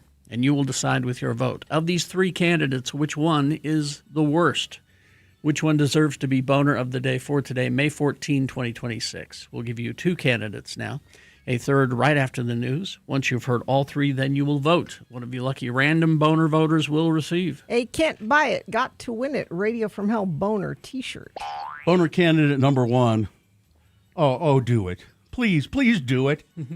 This is maybe perverse of me, but I would really like to see this happen. Amazon is facing criticism after the Wall Street Journal reported it's considering rebooting the reality competition series The Apprentice for Prime Video and having Donald Trump Jr. serve as the show's host. Oh, please, please do it. Why do you want them It would be so hilariously awful. Amazon has increasingly aligned itself with Trump through sponsorship of several Trump-linked events, including, of course, his inauguration, which founder Jeff Bezos attended, and the proposed White House Ballroom project. The company also began streaming The Original Apprentice last year, a move that the president actively promoted, and, of course, the Melania movie and all of that nonsense. And this is just more grift for the Trumps. Okay, I get that, and why do I? But I just think it would be hilarious to see. Please do it. Just do it. Boner candidate number 1. Here's boner candidate number 2. You know, America's system of voting, it really is just like eating good in the neighborhood. Acting Attorney General Todd Blanche had people raise... Oh, sorry. I hesitated there. Sorry. Yeah. Wait a minute. Hang on. Okay. Let's start over. Okay. And please come in. I'm sorry. We need your... I gave you your cue. I know you did. I paused. Acting Attorney General Todd Blanche... Very good. Had people raising their eyebrows, as they put it, after he defended voter ID restrictions by attempting to bring up a real-world scenario in which people have to show their ID by going to restaurants. Huh? Blanche was as good as Donald Trump saying you needed to show ID to go to the grocery store. Blanche was speaking to Kristen Welker on Meet the Press when he argued that attention should shift away from criticism of Republican-appointed Supreme Court justices for weakening the Voting Rights Act of 1965 and toward what he framed as the more pressing issue of voter ID requirements. Instead of directing anger at the Supreme Court for putting a key protection in the Voting Rights Act aimed at preventing racial discrimination in voting and other representation, Blanche said this, like, every time you walk into a restaurant or a club, you have to show your ID. How about you have to show your ID to vote, huh? These guys are so out of touch. That's not anything that's crazy. Yeah. That's what we should be talking about. Really. No. Proponents like Blanche argue that requiring photo identification at the polls is crucial for safeguarding against voter fraud and upholding the integrity of the electoral process. However, evidence suggests otherwise. Exactly. These laws tend to disproportionately affect marginalized groups such as black individuals, Native Americans, the elderly, and students. Moreover, despite their purported purpose of enhancing election integrity, voter ID laws have not proven effective, effective in addressing legitimate concerns in this regard. But there's no problem. No. This has been audited and audited, and it's a handful of cases where anywhere. And there's been not enough to sway an election. At no point in the conversation was anyone discussing entering a restaurant or a nightclub, making Blanche's analogy particularly bizarre, and one for which he was quickly criticized, and we're doing it again here. Boner candidate number 2. Well, America's system of voting, it is like eating good in the neighborhood. I have to show my ID when I go to Applebee's, don't I? No, I don't. I really don't. Coming up in a moment, boner candidate number 3, One Nation, One Race. Big boy news now, brought to you by International Rainbow Six Siege Esports Tournament, the Blast R6 Major, happening this weekend at the Salt Palace. Playoffs and finals are open to the public. Get tickets at eventim.com. And don't forget, the views expressed on X96's Radio from Hell show do not necessarily reflect the opinions of Broadway Media, its management, owners, or advertisers. This program is intended for mature audiences. Parental discretion is advised. Well, I've become a fan of this guy, Jensen Ackles. He's heading to Germany for the milestone 10th anniversary of the Purgatory Convention, and the Supernatural star will meet with fans at the Maritime Hotel Dusseldorf, alongside co-stars Jared Padalecki, who's not nearly as good as Jensen Ackles, and also Misha Collins. Of course, they're all iconic members of the show Supernatural, which I have fallen into watching with my child on occasion. Oh, really? Yeah, and some of the episodes are excellent, some of them are really stupid, but it's an interesting show. There were like 16 seasons of that show. Well, his new show is Vought Rising, where he will be Soldier Boy. Yeah, he's Soldier Boy in the current Boys. In the Boys, yeah. And he's pretty good. He's pretty good in it. Jensen Ackles, of course, played the legendary Dean Winchester across it was 15 seasons of Supernatural. Yeah. And there were like 20 episodes a season. I mean, it's just lots and lots of them. He's always been a fan service guy. He goes to these conventions all the time, and that's very smart of him. And I've kind of grown. I've got a soft spot for him, so thought I'd mention that in the news. From the top to the bottom of the state of Utah, there were several thousand people who lost power yesterday. Still today. Is there still some out? Yeah. Rocky Mountain Power reported on the website yesterday 8,519 customers were impacted by outages. Now, they'd gotten that number down a bit by 6 p.m., but I guess they're still having some trouble. That's because of the severe weather that hit all over the state. Strong, gusty winds and thunderstorms. The cause of most of the outages weren't officially determined, although I saw in another story it knocked down a couple of power poles. Down on 17th South, like in somebody's ring camera, caught video of this power pole just falling in the middle of the road. Wow. The wind got quite severe at my house, but not for very long. I would say, but there were good 50-mile-an-hour gusts going on, and it blew the cover off of my barbecue grill. The protective was really serious danger. So now we're going to go to, let's talk about murder again. This Alex Murdaugh case really baffles me. I don't understand why he's getting a new trial. Okay. What's going on here? So Alex Murdaugh, by the way, he totally killed his wife and son. Yeah. Even though they just overturned that verdict. He says he didn't do it. Well, yeah, he says he didn't. He totally did it. Here's why they overturned the verdict. By the way, even if they never had another trial and they never tried this again, he's not getting out of prison because they also convicted him on all these financial crimes. Embezzlement and Ponzi schemes. But the reason they overturned his double murder conviction was because there was a clerk that was in charge of the jury during this trial. And apparently this clerk would say things to the jury like, oh, wait till you get a load of today, what the evidence they're going to present today. You can't believe a thing this guy said. Like, it wasn't just one comment. It was constant throughout the trial, so much so that the court said we have to retry this. Will charges be brought against this clerk? Yes, yeah. It's county clerk Rebecca Hill. She's been charged too for that. But he will. So they will try it again, and they'll say he's guilty. And they will say he's guilty. So again. Nothing will change. It's just going to cost more money. That's what the point I was going to make. Yeah. This is going to cost the people of that county money unnecessarily. And they should make the clerk pay it. Yeah. Let's see. A lawsuit challenging Utah's law on sensitive materials on school library shelves got its first hearing in the federal court, with a judge setting ground rules around the identities of student plaintiffs. I want to make sure I'm protecting these students. These are the ones. They are the ones who brought the suit. Mm-hmm. But I don't want to make it more difficult or cumbersome than it needs to be, said U.S. Magistrate Judge Cecilia Romero, granting a protective order to keep the names of the students involved in the lawsuit from being publicly disclosed. The Utah Attorney General's office and the plaintiffs' attorneys made arguments over the lengths that they can go to protect the identities of students so that they aren't subjected to harassment as the litigation goes forward.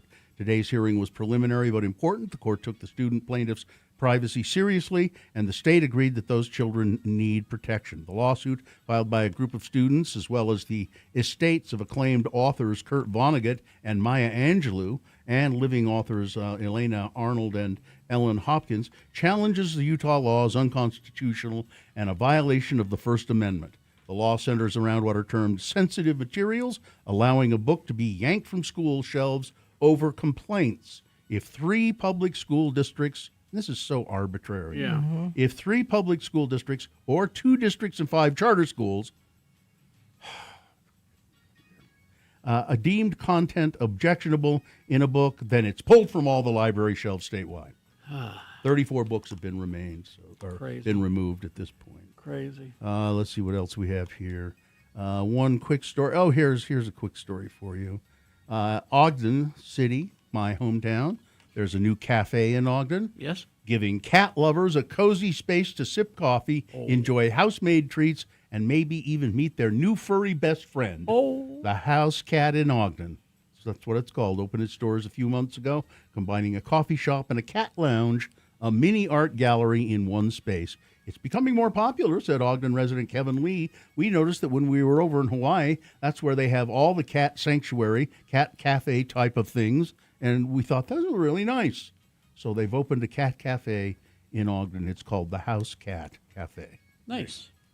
Weather, traffic. 54 right now. Going to have a high of 74 today. Most of that crazy wind we had is gone, and we should just have a nice, calm, a beautiful sunny day today. Overnight low 49. Tomorrow 76. Let's see. Traffic. Heard from lots of friends of the program. There's a truck that flipped, blocking an entire 3-lane car crash in Woods Cross, southbound I-15 by the refineries. Several people texting in about that. Traffic stopped southbound just south of 26 South. There's a truck rolled over, blocking multiple lanes. Dead stop on the freeway southbound in Kaysville between Kaysville and Farmington. There are fire trucks passing me right now, a friend of the program says. Plan for heavy delays between Centerville and Woods Cross because 3 left lanes are closed there. That is southbound I-15 near Beck Street. So lots of issues kind of in the same area. But thank you, all of you who texted in and let us know what you're seeing. You can continue to do that at 33986. By the way, the Cat Cafe, the cats there are all from the Humane Society and are adoptable, and it's located at 341 27th Street in Ogden, the House Cat Cafe. All right, here's boner candidate number 3. One Nation, One Race. As part of its promotional push for the Freedom 250, a Washington, D.C. street race with Indy-style cars, sanctioned by Donald Trump's executive order, Indy Cars unveiled a licensed T-shirt that quickly drew attention online, and not just for its $50 price tag. The design features a helmeted racing driver. If you go to x96.com/live, you can see it. Rendered entirely in white, posed in a manner that appears to be to echo the Lincoln Memorial, set against a red stripe backdrop, and the words, "One Nation, One Race." Yeah. We mean a car race, man. That's what we mean. It was so nice of IndyCar to let Stephen Miller design a shirt, one Reddit community commenter said. Ryan Eric King, a writer for the automotive culture site Jalopnik, slammed the shirt, saying, "It is incredibly insensitive and inflammatory." Now, some online commentators said, "Oh, no, they're not making any references to skin color." Well, if you look at it closely, there's a Roman fasciist that the driver's arm rests on. Yeah. Iconography later adopted by fascist movements, and it carries unmistakable implications. Exactly. That reading was sharpened by the stark white racing driver set against Lincoln's seat and by the Freedom 250's direct association with Trump, who effectively branded the event as a MAGA spectacle with his executive order. They're gonna buy this heck out of this shirt. It's been removed. Oh, it has. Yeah. Good. IndyCar pulled it. Good. No T-shirt. Boner candidate number 3. One Nation, One Race. All right, let's review the first 2 and vote. Boner candidate number 1. This is just me being perverse. Oh, do it. Please do it. A reboot of The Apprentice with Donald Trump Jr. It would be hilarious. Boner candidate number 2. America's system of voting is like eating good in the neighborhood. Acting Attorney General Todd Blanche. Ooh, jeez, will you wake up? Voting, showing voter ID. Okay, and boner candidate number 3, One Nation, One Race. All right. Time to vote for boner of the day. 1, 2, or 3. Remember your candidate number, the one that you think should win. Put that single digit in the message of a text and then text that to 33986. Or you can call Katie in the producer's booth at 877-602-9696. Or you can go online, x96.com. Look for the box that says Boners, May 14, 2026. Click and vote. you don't see that box, refresh your browser. It'll appear. Click and vote. Okay, you got like 4 minutes to get your vote in. Right after that, it's Victoria with the Real Housewives update. And then the Humane Society will be here at 8 o'clock. Apparently, it's a pig. A what? They're bringing us a little piggy. Really? A little piggy. A hairless pig. I don't know what it is exactly, but it'll be cute, I'm sure. Then Beat Gina coming up as well. Stand by for all of that. All right, here you go. 4 minutes. Let's get your voting in. Yeah,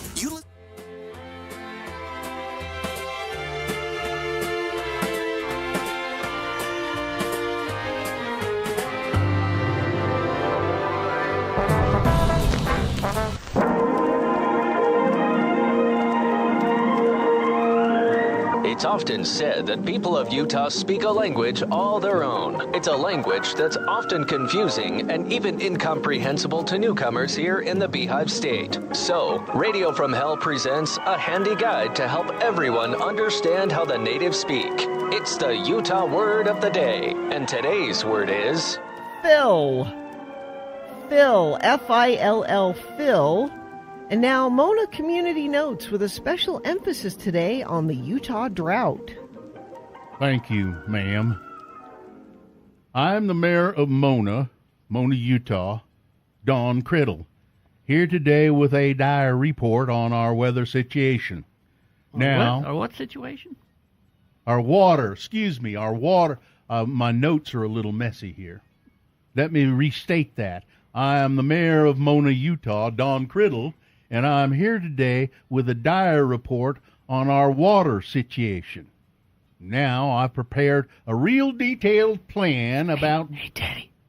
Hush now, Denver. You're going to have to wait just a minute. Daddy, I can't wait for your detailed plan. I got an emergency brewing. Now, Denver, we got an emergency brewing in this here state of Utah. We don't figure out a way to start sending more water to the Great Salt Lake, we're going to have ourselves a toxic dust storm. I know, Daddy. I'm going to create a toxic dust storm in my pants if I don't get to the bathroom right now. Oh, Denver, you twit. Why didn't you go potty before we left the house like I told you? Sorry, Daddy. I was busy writing my own plan to fill up the Great Salt Lake. Well, now, I am so happy you're finally taking an interest in the challenges facing our community. Son, you might just be on your way to being the mayor of Mona one day. Let's hear your plan. Okay, Daddy, here's what we do. The whole town of Mona heads over to the Maverick and get us each an extra large Mountain Dew. But Denver, now you know your mother doesn't like you to have all that caffeine. It's okay, Daddy. This is for a good cause. Now, we fill up on Mountain Dew to save the planet. Save the planet how? Well, after we fill up on Mountain Dew, we all drive out to the Great Salt Lake and we all relieve ourselves into the lake. Denver, what's wrong with you? We fill it up with pee. That's my plan. Pee is mostly salt water, right? Although we might have to wait a little while before we can execute my perfect plan. And why, pray tell, is that? My pants feel wet. I think I went and had myself a little old accident. Join us again some other time as we examine how the Utah natives speak with the Utah Word of the Day.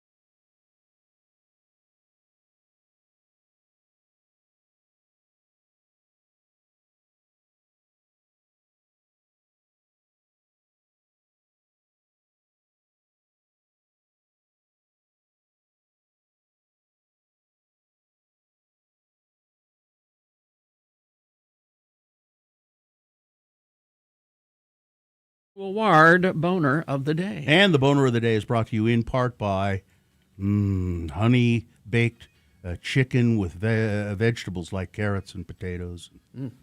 And looking for something to do this weekend at Tracy Aviary, you can feed lorikeets, catch a bird show, see the ambassador birds up close, check out more than 300 amazing birds. Plan your visit at tracyaviary.org. One of them sheet pan dinners, you know? Oh, yeah. You just put the stuff on it, throw it in the oven, then you eat it. It's great. I guess the voting sort of fell exactly as I thought it would. Yeah. Boner candidate number 1, oh, please do it. 24 people agree with me that it would be amusing to see Donald Trump Jr. Because you know it would just be so phony and so awful. I'd like to see one episode of it at least. Boner candidate number 2, America's system of voting is like, eating good in the neighborhood. Pretty bad, but not bad enough to beat Boner candidate number 3 with 203 votes. One nation, one race wins Boner of the Day. There you go. It's your Boner of the Day for today, May 14, 2026. Now qualified to be Boner of the Week. Is this sponsored, Jim? I don't know why nobody wants to pay for this. But... why don't we all chip in? Okay. Hi, Victoria. Hi, guys. Here she is, Victoria. She is our correspondent when it comes to really terrible television. Says you, woman. The Secret Lives of Mormon Wives. Who you calling woman? The Secret Lives of Mormon Wives. She watches so we don't have to. It's a service she provides. And she does this from the safety of Chicago. So, I do. So, all right. So, what do we got? Which one are we watching? All right. So this week's episode, I'm recapping episode 4 from season 4. They call it the Book of Exodus. So the first thing that is throughout the episode, if you care, there's several discussions about Demi. So remember, Demi is the person. Anyway, we don't care. So she keeps dipping in and out of mom talk. And so what'll happen is she'll show up for filming, and then she'll refuse to film, and then she'll show up for an activity. And so we'll see how long this drags out. But I don't really care right now. We'll just see what happens the rest of the season. But what I want to get to, and I posted some pictures on my Instagram at Judgy Empath. So one of the things we get in this week's episode is Jen practicing for Dancing with the Stars.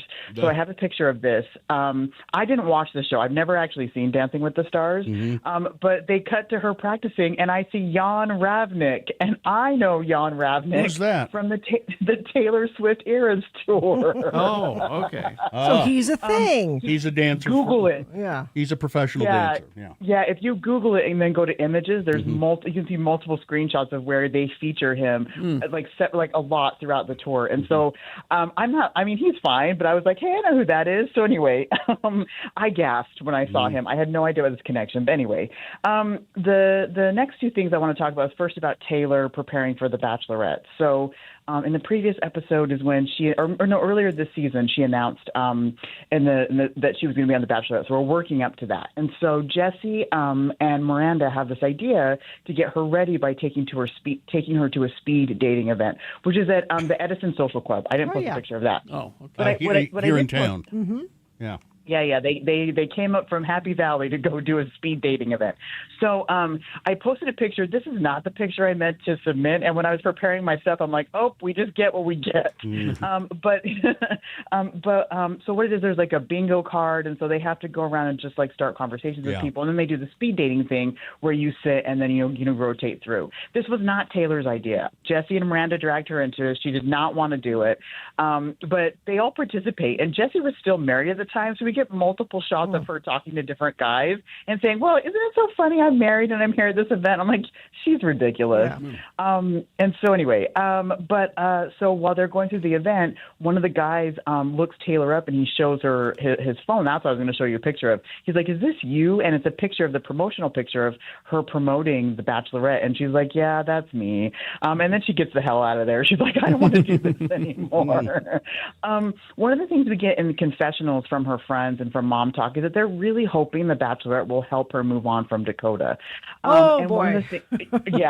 Which we that's know. The way to Spoiler do it. alert. Yeah, go to another guy she can start throwing things at. Yeah. Well, in the words of Macy, she says, I hope she's ready to take on 25 men all at the same time. So that's one way to think about it. But then Miranda does say that she's really worried about Taylor, that Taylor needs to have a man in her life to just, like, function. And so she really, it's like she just needs Taylor to be alone. And Miranda can speak from experience because she was married and now she's like working through her divorce. So anyway. Taylor needs somebody to throw things at. Oh, God. maybe. So the other quote that I thought was really funny from Macy is she said she needs to get with someone else. I was going to say get under someone else, but we don't want her to get pregnant again. No. Let's not bring any more children into this situation. No, let's just stop. Okay, so this is actually my major beef of the week. And the load of the week is Jordan. So Jordan is Jesse's husband, and he really needs to go. He's friends with Dakota, and one of the things we get from this episode is he really wants to show how loyal he is to Dakota. So the picture that the first picture I've shared with this talking point is I'm calling bruh time, and so it's a picture of Dakota, bruh, and you can just see from that picture that's all they're saying to each other. And so Dakota and Jordan go work out. And one of the things as they're talking about walking to the gym, they're walking to the gym. Dakota's like, "How often do you work out?" Jordan's like, "Every day." Dakota's like, "Really?"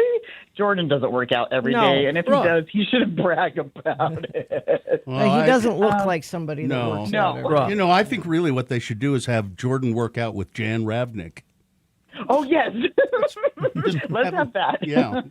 All right, you can teach him a thing or two. Trip to L.A. So they go to L.A. And so here's the thing. Like, Jordan says he wants Dakota included, but he also wants Dakota to move on from Taylor. But Jordan's the problem. So they go to L.A. they all go to L.A. to see Jen and Whitney filming Dancing with the Stars. Dakota doesn't travel with them at first. And in confessional, Jordan goes off on this rant about how he says Taylor and Mom Talk don't get to decide who goes on trips. And so he calls up Dakota. He's like, "You should be here. You need to come to L.A."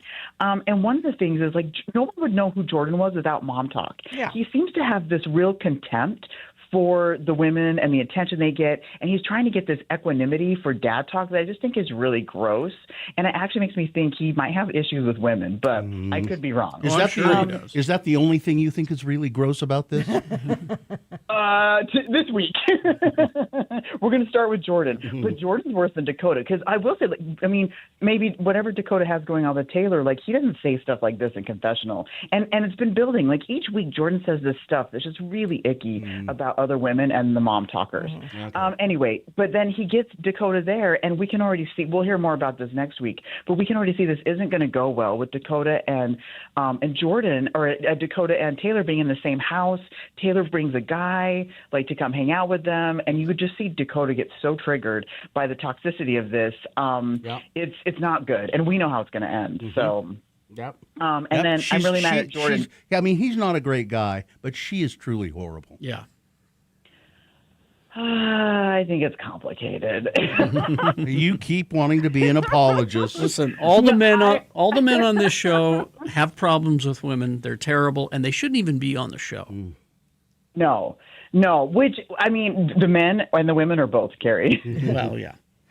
You're saying it should just be a show about the women. It should just be about the women. Yeah.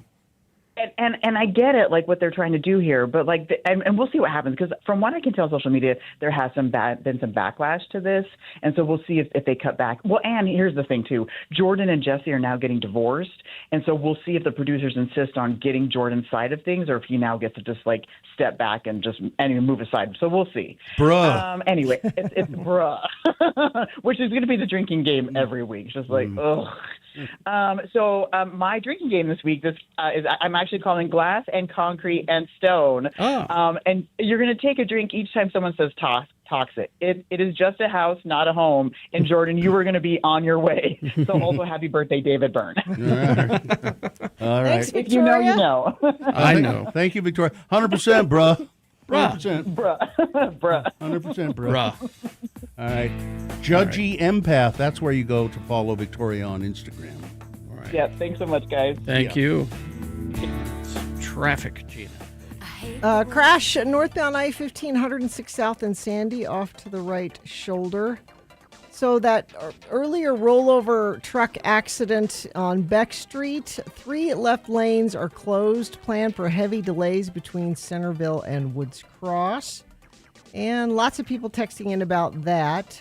Southbound I-15 by Kaysville, 2nd North exit traffic suddenly slows. Thank you for sending that in. Stop and go traffic, Kaysville. Lots of you are stuck in that. So thank you for texting in at 33986. All right, KXRK Provo. We're going to take a break. We'll be back after these with the Humane Society here. You ever see a hairless guinea pig? I have not. You're going to see one. Okay. So get on x96.com/live so you can see Graham. His name is Graham. Yeah, it's coming up. Stand by for that. Graham. All right. Holiday Oil. Their new location, grand opening. It's happening tomorrow. 6221 West, 7800 South in West Jordan.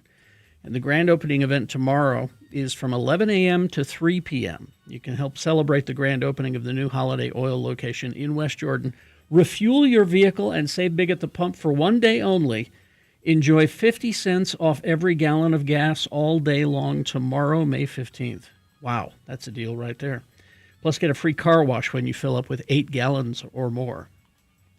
They got the Bluebell ice cream there. They're going to be giving away 5 55-inch televisions. They've got the $1 deals happening all day, which include fresh donuts, large coffee, large fountain drinks, single scoops of Bluebell ice cream, all for just $1. All the vendors are going to be there. These guys really know how to throw a party at Holiday Oil. They're bringing in Monster, Coca-Cola, Rockstar, and there's going to be some radio happening there as well. I don't know who. There is radio happening. Or what station? It just says live radio bringing the energy. I don't know who. Anyway, 6221 West, 7800 South in West Jordan. It's happening tomorrow from 11 a.m. to 3 p.m. The brand new Holiday Oil. Hey, this is Travis.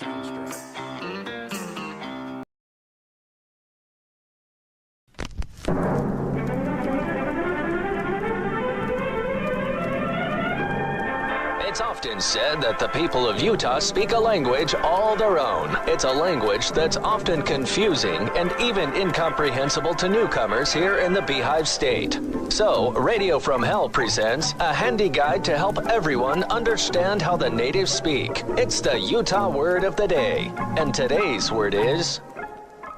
Well, today's word for LeVar and LeGrand to toss around is nominees. Nominees, nominees. This word was suggested by Radio from Hell listener Craig Cripps, who heard the word used by his girlfriend. If you have a word for us to include in these Utah lessons, please email us at radiofromhell@x96.com. And now, they're going to have at it. Here are LeVar and LeGrand and the word nominees. Hey, LeVar, who you voting for this year? You going to vote, aren't you?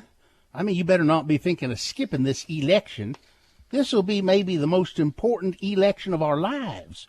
If we don't make the right choice for county assessor this year, we could ruin the fate of the county for years. This is crucial. Keep your shirt on, buddy. I'm voting. And sure, the assessor is important. But if we don't pick the right person for surveyor, the county could go to hell in a handbasket. I mean, there'd be years of no straight lines anywhere as far as the eye could see. I mean, we'd have crooked roads and buildings that ain't square. But this year, the choice for surveyor is clear. It is? Well, how come? The choice is clear because the guy running for surveyor is unopposed. He's the only nominee. Oh, the only nominee. Well, good hell. I mean, don't people realize how important the office of surveyor is? You and me does, friend, but most folks don't appreciate straight lines and well-defined boundaries. Well, okay. But who else you looking at that's been nominated for office? Who are some of the other nominees? Oh, lots of others, LeGrand. Lots of other candidacial nominees to consider. Well, I get that, but what I'm looking for is guidance here, LeVar. I don't know who to pick. Where do you find your info on the nominees for public office? Well, when it comes right down to it, I let the Lord choose my nominees for me. I vote by the power of prayer. The power of prayer? You You mean you ask for divine guidance on the nominees and then you pick somebody based on that? Sure do. I get myself down in an attitude of prayer and I ask, who should I vote for? And the answer will come to me. I kneel and I ask, who should I pick?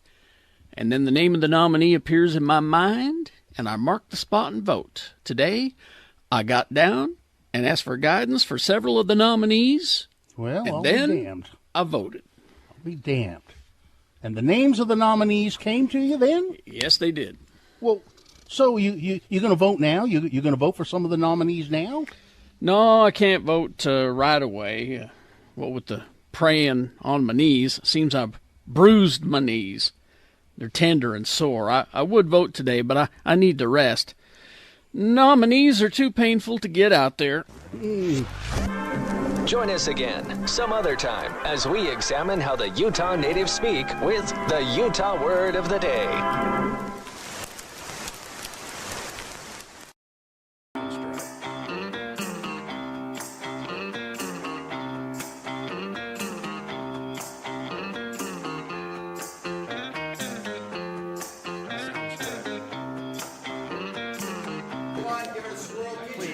Don't call this day drinking. This is refined. This is special.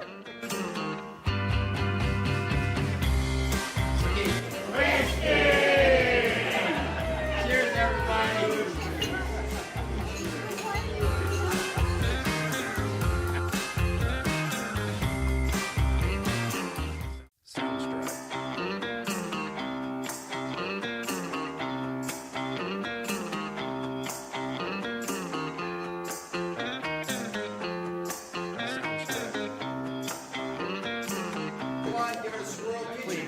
Don't call this day drinking. This is refined.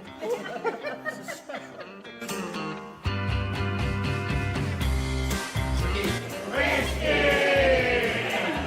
Cheers, everybody.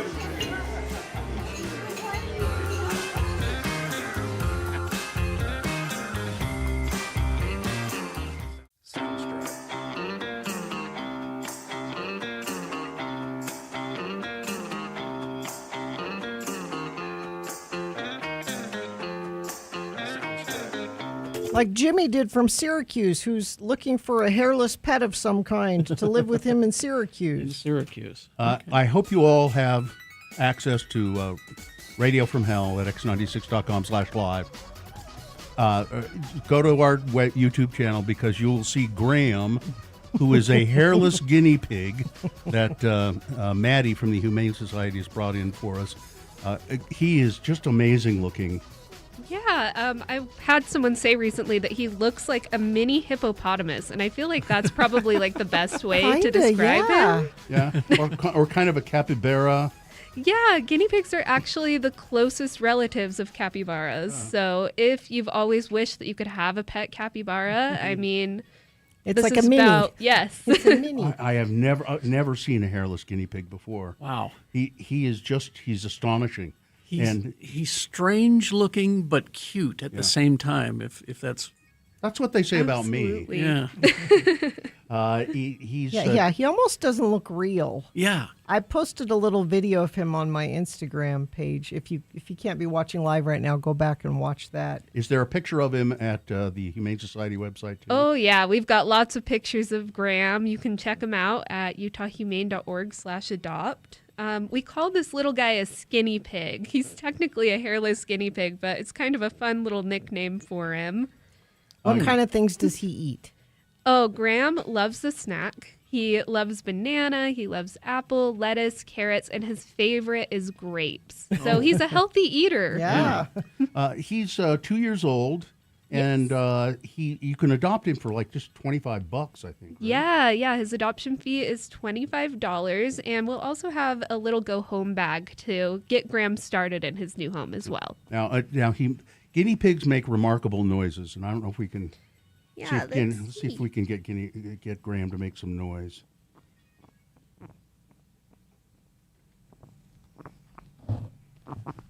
Well, that's just grunting.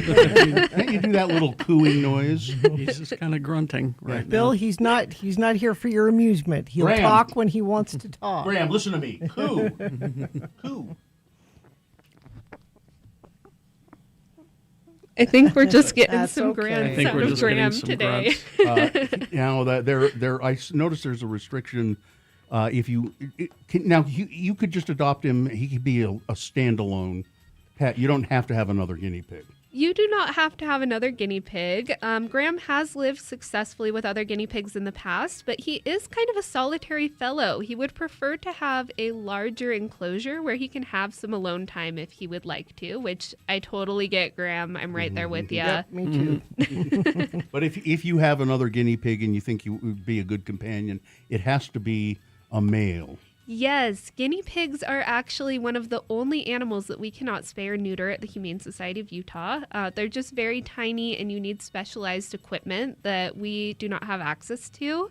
So if he's going to go to a home with another guinea pig, they would either need to be male or you would need to contact a full-service exotics veterinarian to get Graham neutered. Because as cute as he is, we don't need a whole bunch of little graham cracker crumbs running around. I just am astonished at how great he is. Graham is he's adoptable now. I'm betting he'll be gone by the end of the day. I sure hope so. And surprise, we actually have 2 skinny pigs right now. Oh, so really? if you get to HSU and Graham has already found a home, Toad would also love to go home with you. Toad? Yes, Toad. Toad is Toad hairless? Toad is also hairless. Oh my God! Did they come in at the same time? No. I'm not actually sure. That's really interesting. I'm gonna have to go to your. Is Toad on the website as well? Toad is on the website. Toad's very cute. Whereas Graham is kind of hippo colored, kind of gray. Toad is pink and white. Oh, okay. I'm just watching him there. He's perfectly happy to be held and look around and just they're just great. Yeah, he's a very sweet boy. He's kind of a little cuddler. So if you're looking for a small buddy who might want to, kind of curl up under your neck, Graham is there for you. You're watching TV. Yeah. And they're really, I haven't had a guinea pig, but I've had a hamster or two and a rat or two. They're pretty low maintenance, really.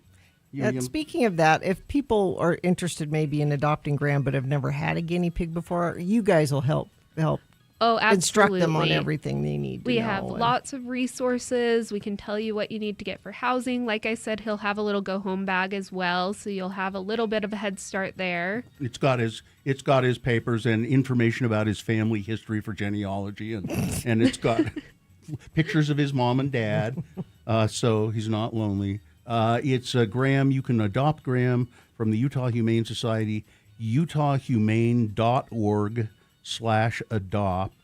Will you let us know as soon as you find out what happens with Graham? Absolutely. Hopefully he's going to find a home today, right? I think so. I think we have pretty good track record. Have we adopted out every? Yes. I think so, yeah. And We have very kind, generous, wonderful listeners that usually step up in these situations. and don't forget Toad. You could adopt Toad too. So.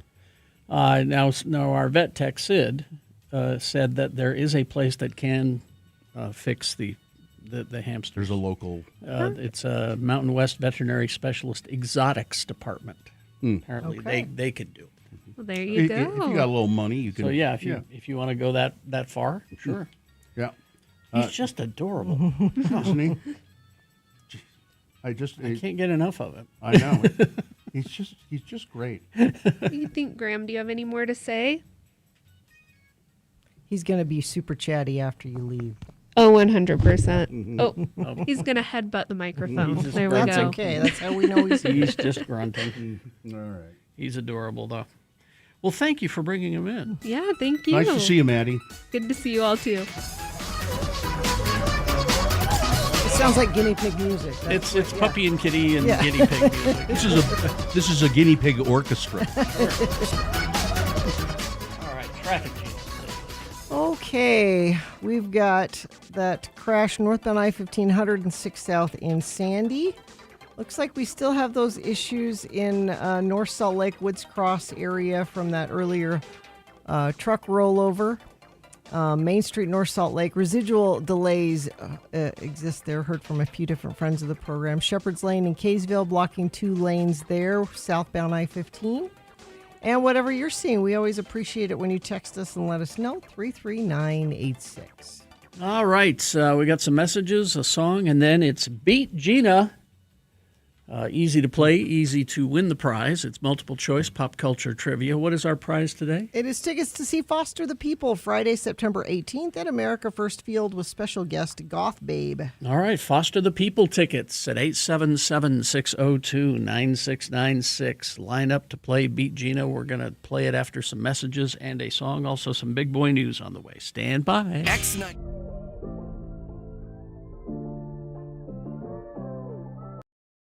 So my wife saw this yesterday. Oh. And it's on the side of the Papa Murphy's on Murphy's. On 7th East and 3rd South. Oh, okay. And it's somebody has fairly nicely done. It is nice. In big letters, it says boner. And I'm just damned curious. Are they spreading the word? What are they for boner of the day? Yeah. What I just.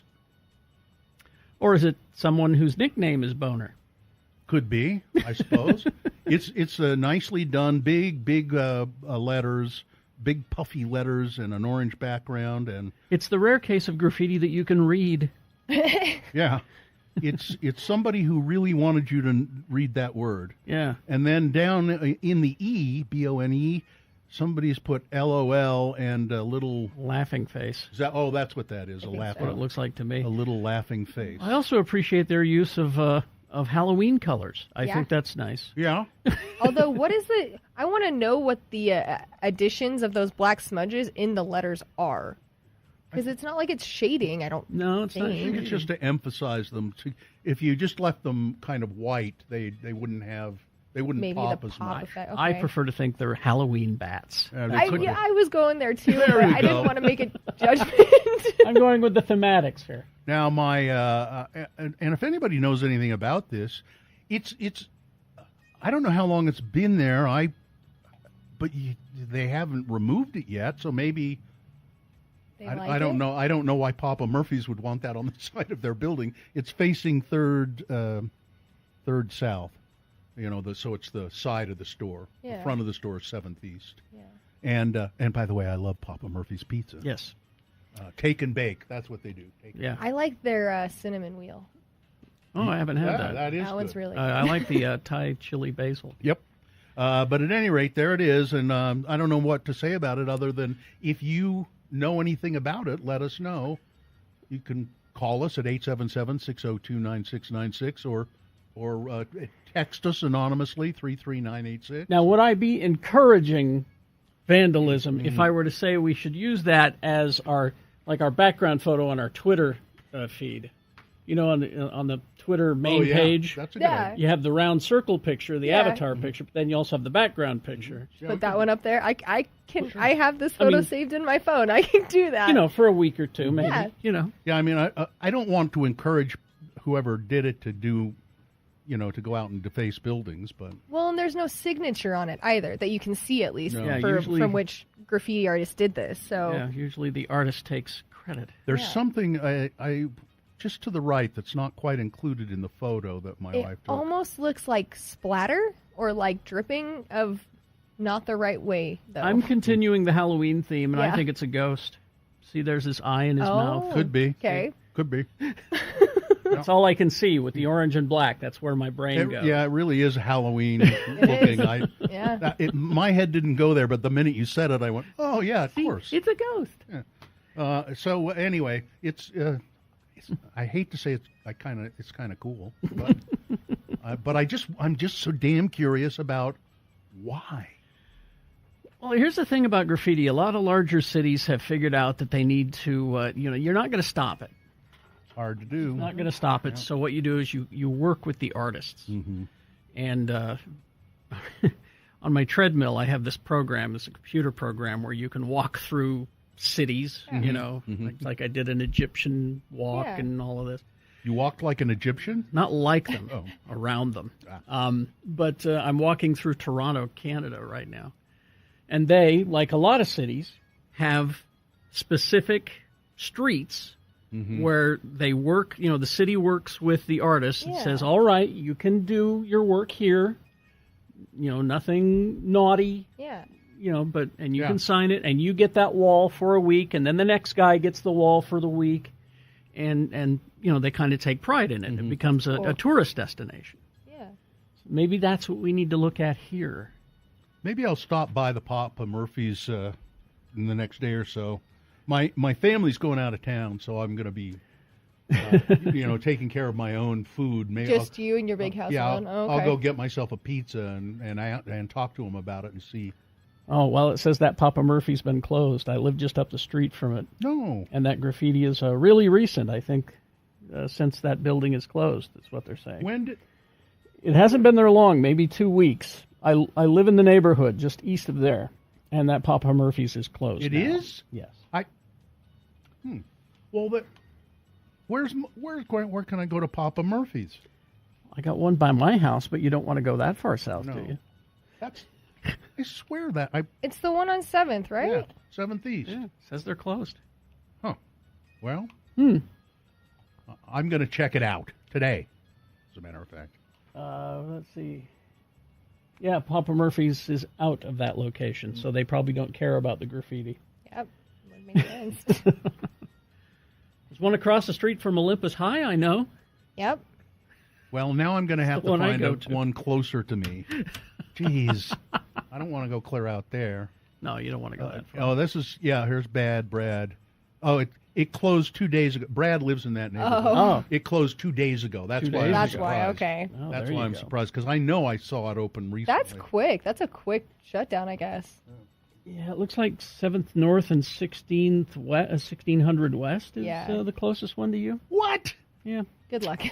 Sorry about that. Sorry about that.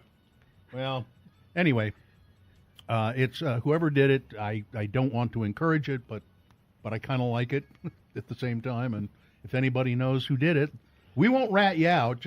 We just like to We know. just like to know what the motivation was. Yeah, why you did it. Yeah.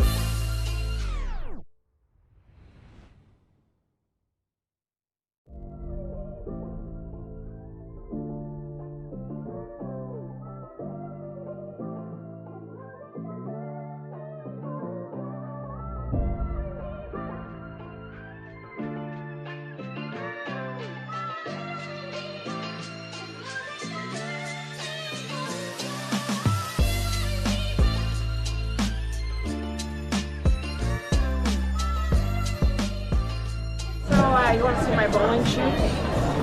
Oh, aren't those nice?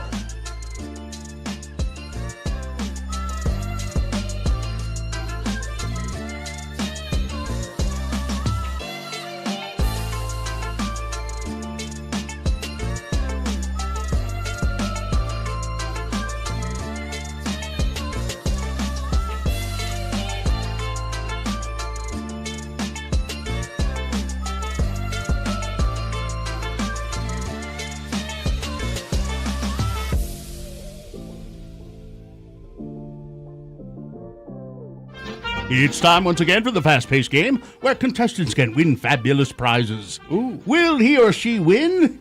We'll find out in a few moments as we play everybody's favorite game of skill, strategy, and fun. And then maybe we'll play Beat Gina after that. I'm your announcer, Johnny Ola, reminding you that when you're up to Idaho, to head to Little Stinker gas stations Yes. and convenience stores. Yes. Yes, folks, when your wallet is feeling flat and your engine, excuse me, is running tired, don't get stuck in a funk. Head on down to the sign of the Smiling Skunk. Yes. Yes, when your tank is low and the road is long, Little Stinker keeps your engine strong. Don't be a grouch, don't be a blinker. Get your gas at the Little Stinker. We undercut all the big guys' gas and oil prices, and that's why they call us Little Stinkers. For premium lubricants, honest service, and the lowest prices on the map, look for the Little Stinker mascot in your neighborhood. Tell him Stinky sent ya. Yes. And now, here he is, the furthest thing from a stinker you could imagine, your host, Kerry Jackson. Thank you, Johnny Ola. You're welcome. Is there one on the old highway west of town? The west of Boise, Oh, yes. okay. Yes. The randomizer has picked a contestant. Gina, you'll be playing against Michelle today. Michelle, are you there? I am. All right, Michelle, we're going to toss a coin to see who goes first. It will give you the advantage in the game if you call it correctly. Heads or tails? I'm going to go with heads. All right. Look, Uh-oh. it fell Hey. On the It's floor. tails. Tails. Tails on the floor. Michelle, you're going to have to work for these Foster the People tickets. They're coming Friday, September 18th to America First Field with special guest Goth Babe. All right. Because Gina won the coin toss, she will go first, Michelle. The first question is for her to answer on her own. Multiple choice, pop culture trivia. If she gets it correct, she gets the point. If not, Michelle, I hope you were paying attention. I will ask you the same question, and you can possibly steal Gina's point away. We'll do that back and forth till one of you gets 3 points. All right. I've got leftover Pulp Fiction trivia. All right. for you.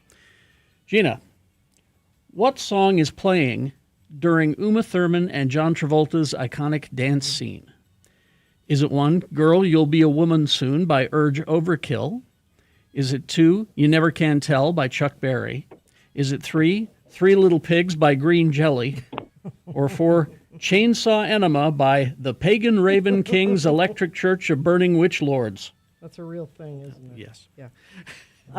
C'est la vie. Chuck Berry. Chuck Berry is correct. Point for Gina. Now we go to Michelle. All right, Michelle. According to Quentin Tarantino, who narrowly missed out on the role of Mia Wallace to Uma Thurman?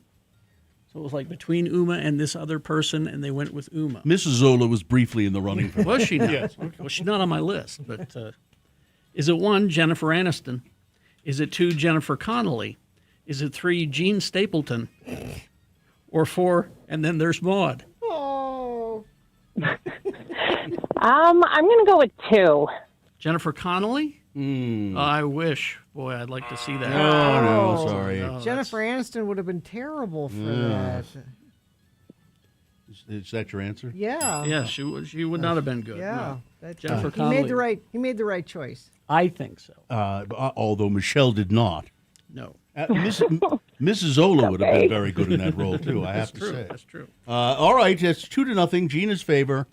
I believe perhaps, Michelle, a good Role of Seth Gecko in From Dusk Till Dawn to be in Pulp Fiction, saying what? My masseuse at the Beverly Hills Hotel says the script is terrible. Is it 2, I've got a Thetan Level 3 training meeting at the same time? Is it 3, it's simple, Quentin, I'm just not a vampire guy? Or 4, I'm telling you, Quentin, this Clooney kid's perfect for it. This Clooney kid's perfect for it. No? All right, Michelle, you could still be in it here. Ooh, what was the third one again? It's simple, Quentin, I'm just not a vampire guy. 3. Yes. All right. You're in the game, Michelle. 1 point. Now you could tie it up. Why wouldn't you be a vampire guy? I don't know. Be a vampire guy. All His right. religion doesn't allow it. Michelle, when Ving Rhames won the Golden Globe for Best Acting in 1998, What did he do with the award, the Golden Globe Award? What did he do with it? Was it 1, he fixed his 3-legged coffee table? Is it 2, it's the nicest doorstep you'll ever see? 3, gifted it to Jack Lemmon? Or 4, donated it to the ACLU? Ooh, 4? Gifted it to the ACLU? No. I knew this for some reason, too. Why did he give it to Jack Lemmon? What's the story there? I don't remember. Is but that I your knew- answer? Yes. Do you have the story He there? just says that he's always admired Jack Lemmon's work and that Jack Lemmon never won one. Well, that's nice. Called him up on the stage and said, "Here." Okay, yeah, I kind of remember that. I'm sorry the game is over. Gina won it, and you didn't really get a chance to play much, did you, Michelle? Sorry, Michelle. That's all good. Quick and painless. Well, you're being such a good sport about it, Michelle. Even though I beat you, I'm going to give you these Foster the People tickets anyway. Wow, what a nice person. Thank you. Way to go. All right, hang on the line. Listen, I've got to get out of here. I'm driving up to Little Stinkers to buy a petrified watermelon for my mother-in-law. Petrified. Oh, okay. All right. Is Mrs. Ola's first name Uma? Uma Ola. Uma Ola. I don't know. The chat room know? wanted I'll to ask know. Johnny. Oh, he left. Johnny. Oh, you. Sorry. Johnny just left. What do I look like Johnny? No, you don't look anything No. like Joe. And I don't sound anything Not like him anything either, like do I? No. Jeez. All right. A petrified watermelon, Little Stinkers sold. There was a big geode lava field there. Oh. And there are these little watermelon shaped. I think That's what they called them. Yeah. Okay. Big Boy News now brought to you by. The grim, dark future of the 41st millennium is shaking with new releases for Warhammer 40K. Protect the Imperium from large threats with the new Imperial Knight Destrier, or serve the forces of chaos with the new Iron Warriors Combat Patrol. More available at Haster Games. And don't forget, The views expressed on X96's Radio from Hell show do not necessarily reflect the opinions of Broadway Media, its management, owners, or advertisers. This program is intended for mature audiences. Parental discretion is advised. I just heard from Johnny. Mrs. Ola's first name is Lola. Lola Ola. Lola Ola. Lola Ola. Oh, okay. I like it. Sure, why not? The previous World Cup. Oh no! I'm starting over. Never Okay. mind. Okay. So, Forget that happened. I didn't say anything. I okay? wasn't listening anyway. By the way, I just heard from Johnny, and Mrs. Ola's first name is Lola. Okay. Shakira, Madonna, and BTS will headline the first halftime show at a World Cup final. Oh. FIFA announced this early Thursday in a meshing of Latin pop and Korean music that reflects the global community of soccer fans. The World Cup final, which is scheduled for July 19th at MetLife Stadium in New Jersey, is already a quadrennial spectacle that in 2022 drew more than 500 million live viewers. But the introduction of a musical performance, I guess they've never had a halftime show at World Cup before. No, I mean, they usually do like a music element to it, but not in that way. Yeah, not. This is like the Super Bowl. So, the artists have wide catalogs to choose from for the anticipated performance. Madonna's won 7 Grammys. Shakira has won 4. BTS was the first K-pop group to receive a Grammy nomination. So there you go. Madonna headlined the Super Bowl halftime show in 2012, and Shakira and Jennifer Lopez did it together. Yeah, I think Jennifer Lopez was the headliner, and then Shakira showed up as a It's Shakira. They were co. they co? Yeah, they did the whole thing together. That was in 2020. So the big Box Elder County project, the Stratos project, after Box Elder County's 3 commissioners were handed details of this massive data center and energy proposal at, quote, the last hour, they said, they brought in outside attorneys to help navigate the high-stakes deal. The county hired the Salt Lake City firm Smith Hartbigson PLLC to assist with negotiations surrounding the project. The project, dubbed Stratos by the Military Installation Development Authority, is planned as a sprawling hyperscale data center twice the size of Manhattan in Hensel Valley up in Box Elder County. Much of the legal work centered on the drafting and revising of the interlocal agreements between Box Elder County and MEDA, and the document governing how the project area would be structured and how incentives and authority would be shared.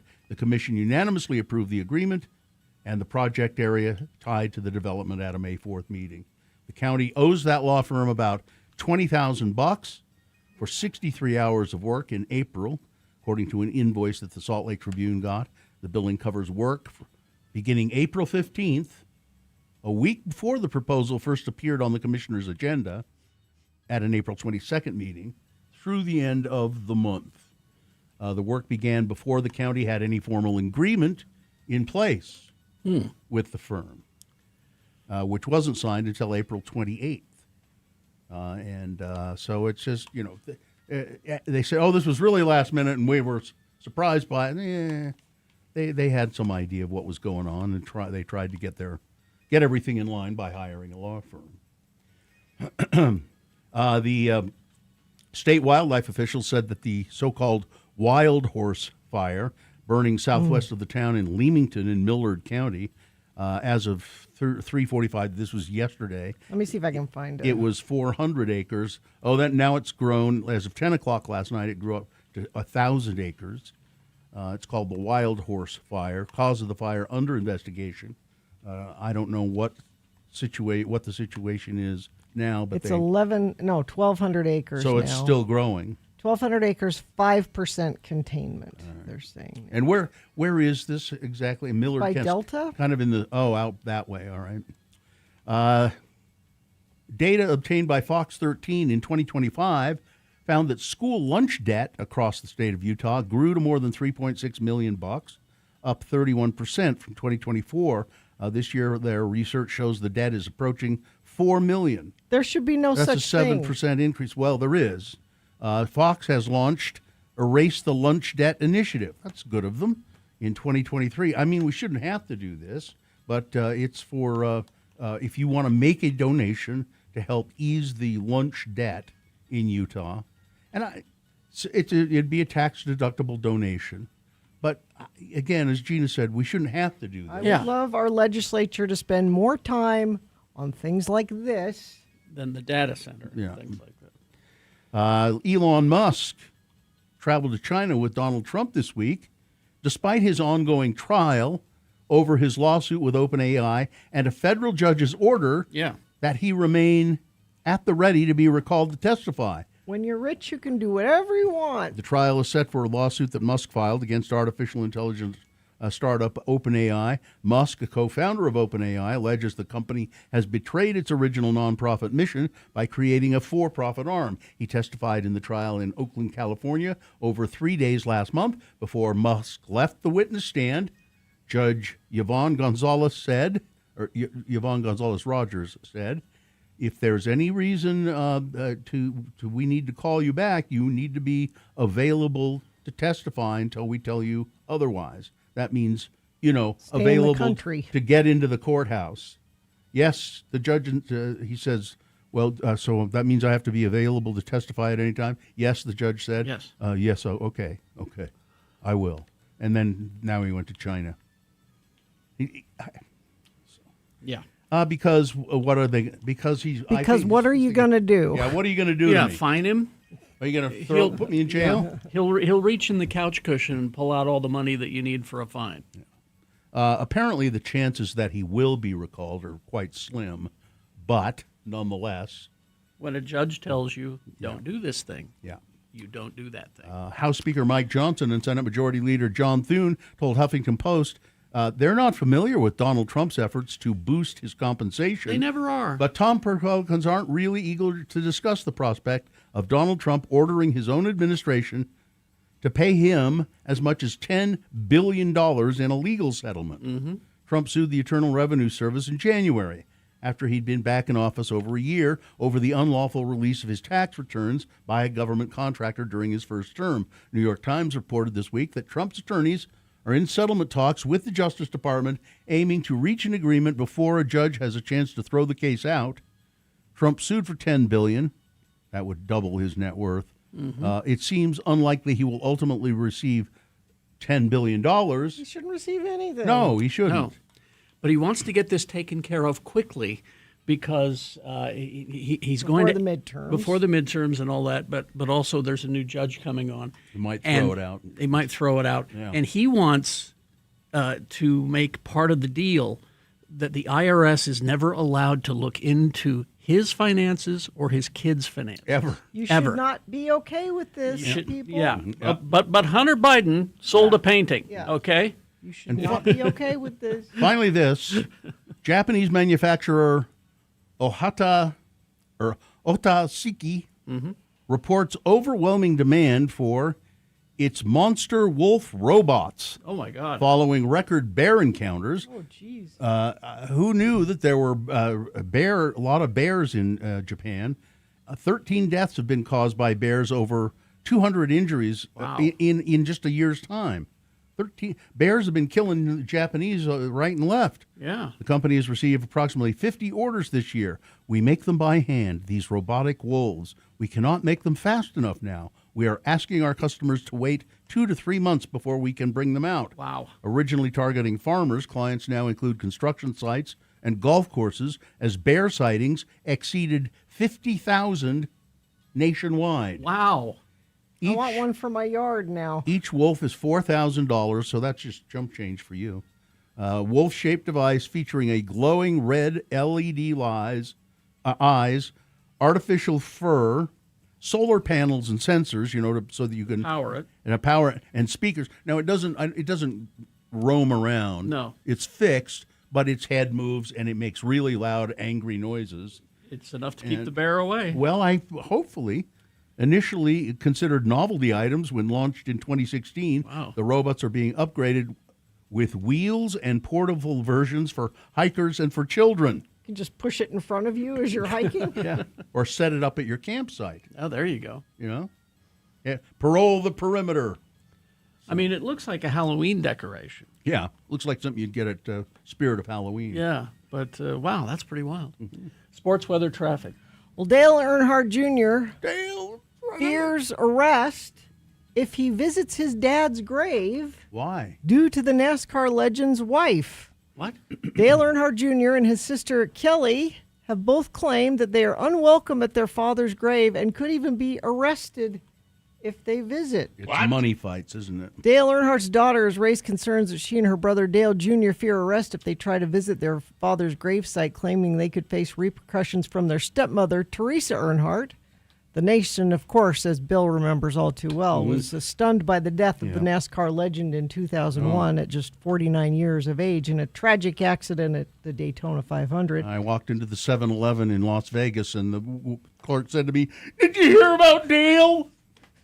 I had no idea what she was talking about. His children have expressed how their mourning's been complicated over the last 2 decades due to obstacles faced by Teresa. Following his divorce from Brenda Gee in 1974, he married his third spouse, Teresa, and she is completely in charge of his estate. His daughter, Kelly, shared with the Washington Post that she and her siblings were not allowed to see sentimental possessions, childhood items, family photos, post their father's demise. Were excluded from decisions regarding Dad's funeral and internment by Teresa. Sound familiar? That sounds horrible. Yeah. Does it sound familiar? I can't imagine how that must feel for those people. You can't? Can't even fathom Think what that about it a little closer. feels like.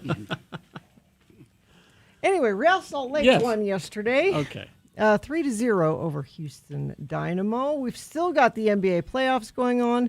Cleveland Cavaliers over the Detroit Pistons, 117-113. Cleveland leads that series 3-2. We've got Stanley Cup today, Canadians and Sabres at 5 p.m. That series tied at 2 apiece. Golden Knights and the Ducks at 7:30. Golden Knights lead that series 3-2. And the Salt Lake Bees have a homestand against the El Paso Chihuahuas going on. They won last night 12-4. They play tonight at 6:30, and it's Teacher Appreciation Night at the field. Okay. Weather, it is sunny. All that crazy wind looks like we're done with that for the day. Sunny and beautiful. 74 for a high. Overnight low 49. And traffic, let's see. Crash southbound I-15 near 1600 North in Orem. Exit backing up quite a bit. Car upside down on the shoulder. Thanks for letting me listen. Thank you, Infinity member, for reporting that. Millard County person here. It's pronounced Leamington, I guess. Not Leamington, I huh? guess Leamington. Okay. Huh, So you can. That's weird. I think it's LEA. Yeah. Traffic alert: avoid Wasatch Boulevard between 45th and 33rd at all costs. All of those are good updates via text 33986. Clark Planetarium proudly presents Laser K-pop Demon Hunters, where electrifying K-pop rhythms collide with a high-energy battle of light and sound. It's bold, it's intense, it's unlike anything you've ever seen before. Tickets at clarkplanetarium.org. Let me see if this is sound of the monster wolves, the robot monster wolves.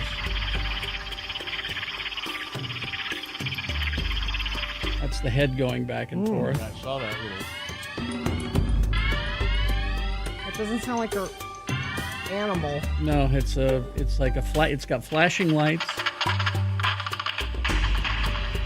50 threatening sounds, it says. Huh. Anyway, all right, there you go. All right, we'll take a break. We'll be right back. Stand by. Vaxadan, our radio pup, finally has a sponsor. It's Zero Res, and this time of year brings a lot of dirt and things through your house, damaging your carpets. Vax says book your carpet cleaning appointment today. Not only do you get the 4th room free, but your animals will thank you with extra love. Go to zerores.com today. So you have a list, I understand, Gina. I do. A list? It's Radio from Hell with another list, because people love a good list. X96. It's 15 clever phrases that instantly humble an arrogant person you're having a conversation with. Oh. Okay. Let's see how many of them would work on me. Bless your heart. That's yours. Are you done yet? Yeah, try that. And my response to that would be, no, I'm not. Funny, I don't remember asking your opinion about that. Well, you need it. These are the responses an arrogant person would give. Okay. You're coming up with those really quickly, too. Yep. And that's relevant to me how? If you don't know, you need it more than ever. You get that makes you sound like a jerk, right? I don't care. I think you could have done better with that. That one. was kind of weak, yeah. Honestly, do you even hear yourself? I don't have anything for that. Could you dial back the ego to like a 5? Well, bless your heart. I'd be impressed if it wasn't so obvious that you're full of it. Full of what? Knowledge? Is that what you're against? I'll be sure to let you know when I'm interested in what you're saying. Or when you understand it. So what else do you have going for you? Good looks. Well. Hey! Weird flex, but okay. Weird what? Weird flex, but okay. I like that one. Oh. You do realize nobody's perfect, right? Well, yeah, of course. Okay, I've got places to be. Well, then be off with you. And finally is not verbal. It's just an eye raise. Mm-hmm. An eyebrow raise. Okay. You just go. None of those worked on Bill, though. I don't. Nah. He had a comeback for just Most of about them. all of them. You know why? I've heard most of them. You get that makes you Practice. sound like a jerk, right? Yeah, I've heard that. I like that one. Yep, I've heard that. Or I've had other people tell me, that makes Bill sound like a jerk when he says that. Yes, I do. Yes. Yes, and he probably does too. Well, you know what I say. What's that? Brett in the chat room beat me to it. Oh, buddy's nerfect. Oh, God. No? No. We hope you'd enjoyed another list with Radio from Hell on X96.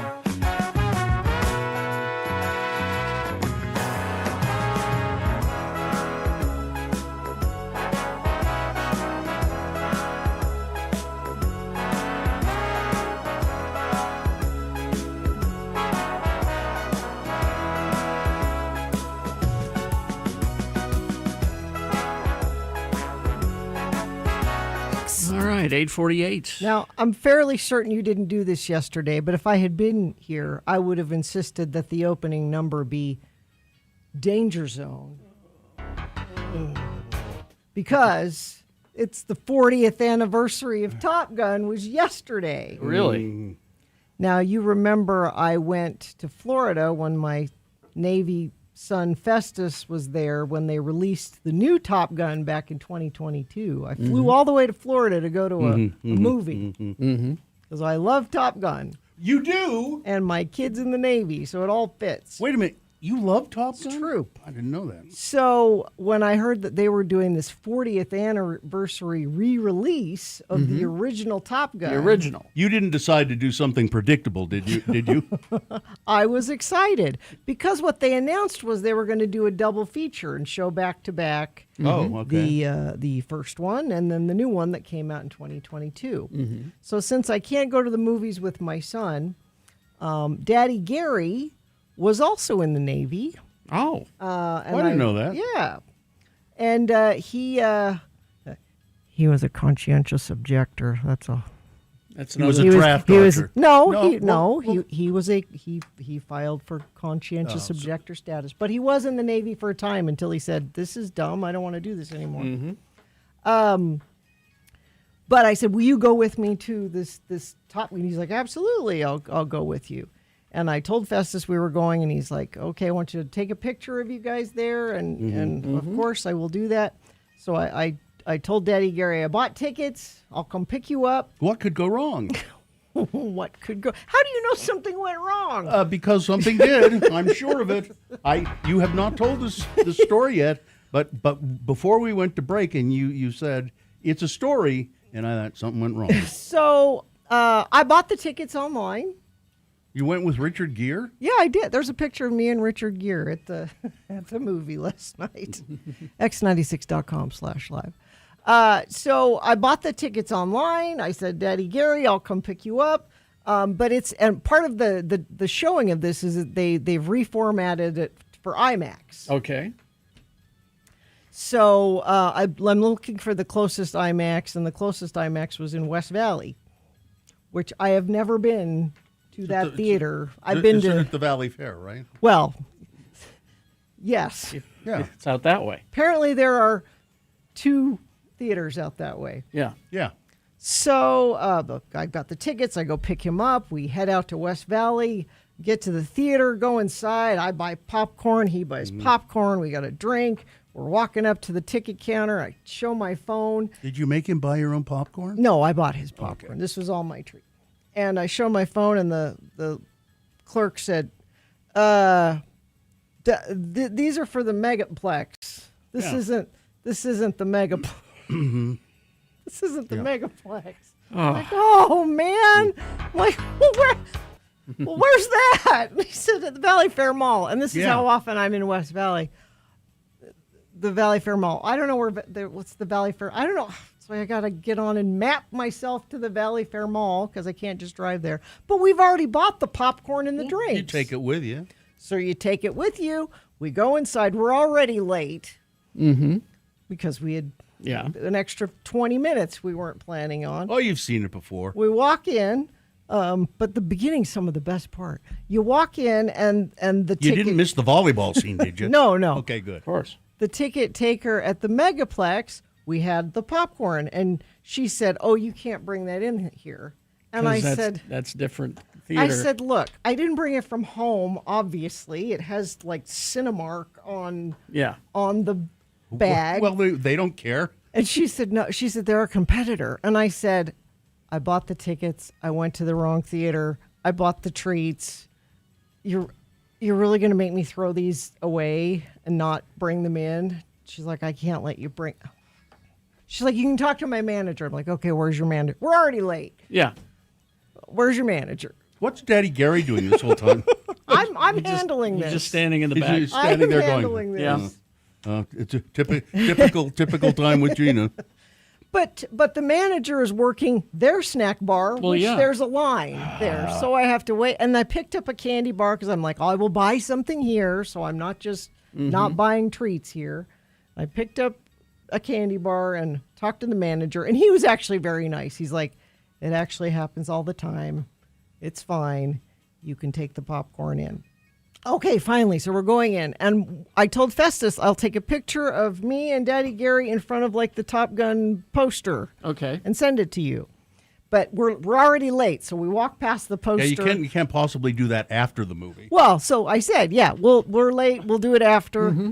And we go in and watch the movie, and I was super happy about all of that. Now, see, if I'd been the manager, I would have said, yeah, you can take the popcorn in, but here, let me dump it into one of our buckets. Or maybe, yeah. That's what I would. So we watch the movie. It's great. We come out to take the picture. Oh, don't tell me. And it's the digital, printout. Yeah. And the minute we leave the theater, it just has the Megaplex logo and it says cleaning theater. So Well, so did you the get a picture in front of cleaning theater? Yes, that's Good. the picture That's I it. took with Oh, Daddy good. Gary. It's me in front of, but then it was really sweet. There were a lot of clearly old vets that were there doing the same thing we were. They've got their Navy hats on. They've and got their Cinemark popcorn buckets. Yeah. And this one guy walked by. He's like, "Oh, I was going to do the same thing. I wanted to take a picture in front of the Top Gun sign, and it's gone now." Okay, a couple of questions. Okay. Because they are notorious for showing commercials and trailers before these movies start, Mhm. how much of the movie did you actually miss? So not hardly any of it. That's it what was I thought. Hardly any of it. And what I didn't realize though, and I'm anxious to talk to Festus about this, like the opening scene where Tom Cruise is on an aircraft carrier, and it Wait, says, this is a Tom Cruise movie? Yeah. And it says somewhere in the middle of the Indian Ocean is where this aircraft, which is exactly where Festus is now. He's in the Indian Ocean. Well, yeah, he ought to get to shore. And the other thing I got from it, from the rewatching of Top Gun, I haven't seen it in. I mean, it's 40 years old. I've seen it more recently than 40 years. Yeah. But this is kind of like a Greedo shot first thing revelation I had, Carrie. Okay. So spoiler alert. So when the plane crashes and Goose dies. Yes. What? I know. It's Thanks a lot. I was going to see it for the first time. It's totally Iceman's fault. It is not Maverick's fault that happened. Well, yeah. It's Iceman's fault. Well, All yeah. this time That's Val Kilmer's I've been blaming Maverick. I've only seen the movie once, and I knew that. It's totally Iceman's Why did you blame Maverick? Why did you Well, blame? he blamed He blames himself. himself. Well, yeah. Oh, but- it's my fault that That he's Goose dead. died. Yeah, because that's the kind of guy Tom Cruise is. Exactly. He wants to take the world's. He wants to Yes. take the world's blame on his shoulders. So my takeaway is double check your tickets before you. And spend more time on the West Side, I think, I guess. is the other lesson that you should take away from this. The Valley Fair, it's a big place. I know. I have not had. Yeah. I'll be there Saturday, as a matter of fact, at Oh. the new Squatters Pub. So this is the other thing I was going to tell you. I drove right by that. It's really cool. The Squatters. Yeah. There's been a Squatters there for some time. Yeah, but there's now there's a bar. It's a beautiful, beautiful building there. All right. Right at the Valley Fair. Traffic. Southbound I-15 stopped as far north as Hillfield Road. Stay off southbound I-15. That came to us a couple minutes ago from a friend of the program. Thank you for sending that in. Let me see if I have anything else to tell you. Looks like crash eastbound SR201 Bangor, left shoulder affected there. Crash southbound I-15 second south in Linden. Disabled vehicle southbound I-15 26 South Woods Cross. And please let us know. 33986. Let me just make a prediction here, Gina, before we go to break. The next time that you ask Daddy Gary if he wants to go out on a date sort of thing with you like this or special occasions, he's going to say, no, I No, really thank don't. you. I don't really want to. That's okay, never mind. No, that's okay. Let's just do something here at home. All right. We're going to take a break, play a song. After that song, it's the Boner Recap Game. Easy to play, easy to win. All you have to do is tell us who won the Boner this morning. If you were listening, you know. If you weren't listening, go ahead and cheat. What do we care? Go to x96.com, click on the box that says Boners, May 14, 2026. The answer will be revealed. Call and tell us the winner of the boner this morning, and you'll win tickets to the World Oddities Expo, a peculiar paradise of all things strange, odd, and unusual, May 23rd and 24th at Mountain America Expo Center. All right, all you goth kids want to attend this, I'm telling you right now. 877-602-9696 is the number to call to get those tickets for the Oddities Expo. Yeah. It's hard to say. It is hard to say. 877-602-9696. Randlife.com/X96. Hey, I don't got enough money for a down payment on my home. I want to buy. You don't. Hey, do you think you need a huge down payment? No, you don't. If you deal with our local mortgage company, Rand Life. Rand Life is making home ownership more affordable than ever. What? What's that you say? I said more affordable than ever. Listen up. They've got a new in-house down payment assistance program. Rand Life will help cover upfront costs, like your down payment and your closing costs. Sometimes that's where they really nail you, the closing costs. So you can get into your home sooner. Wouldn't that be nice? They offer 2 flexible programs depending on what you need from Rand Life. So don't think a home ownership is necessarily out of your reach. It may not be if you go to our local mortgage company here. Go to Rand Life. Visit randlife.com/X96 to learn more. That's randlife.com/X96. Hey, this is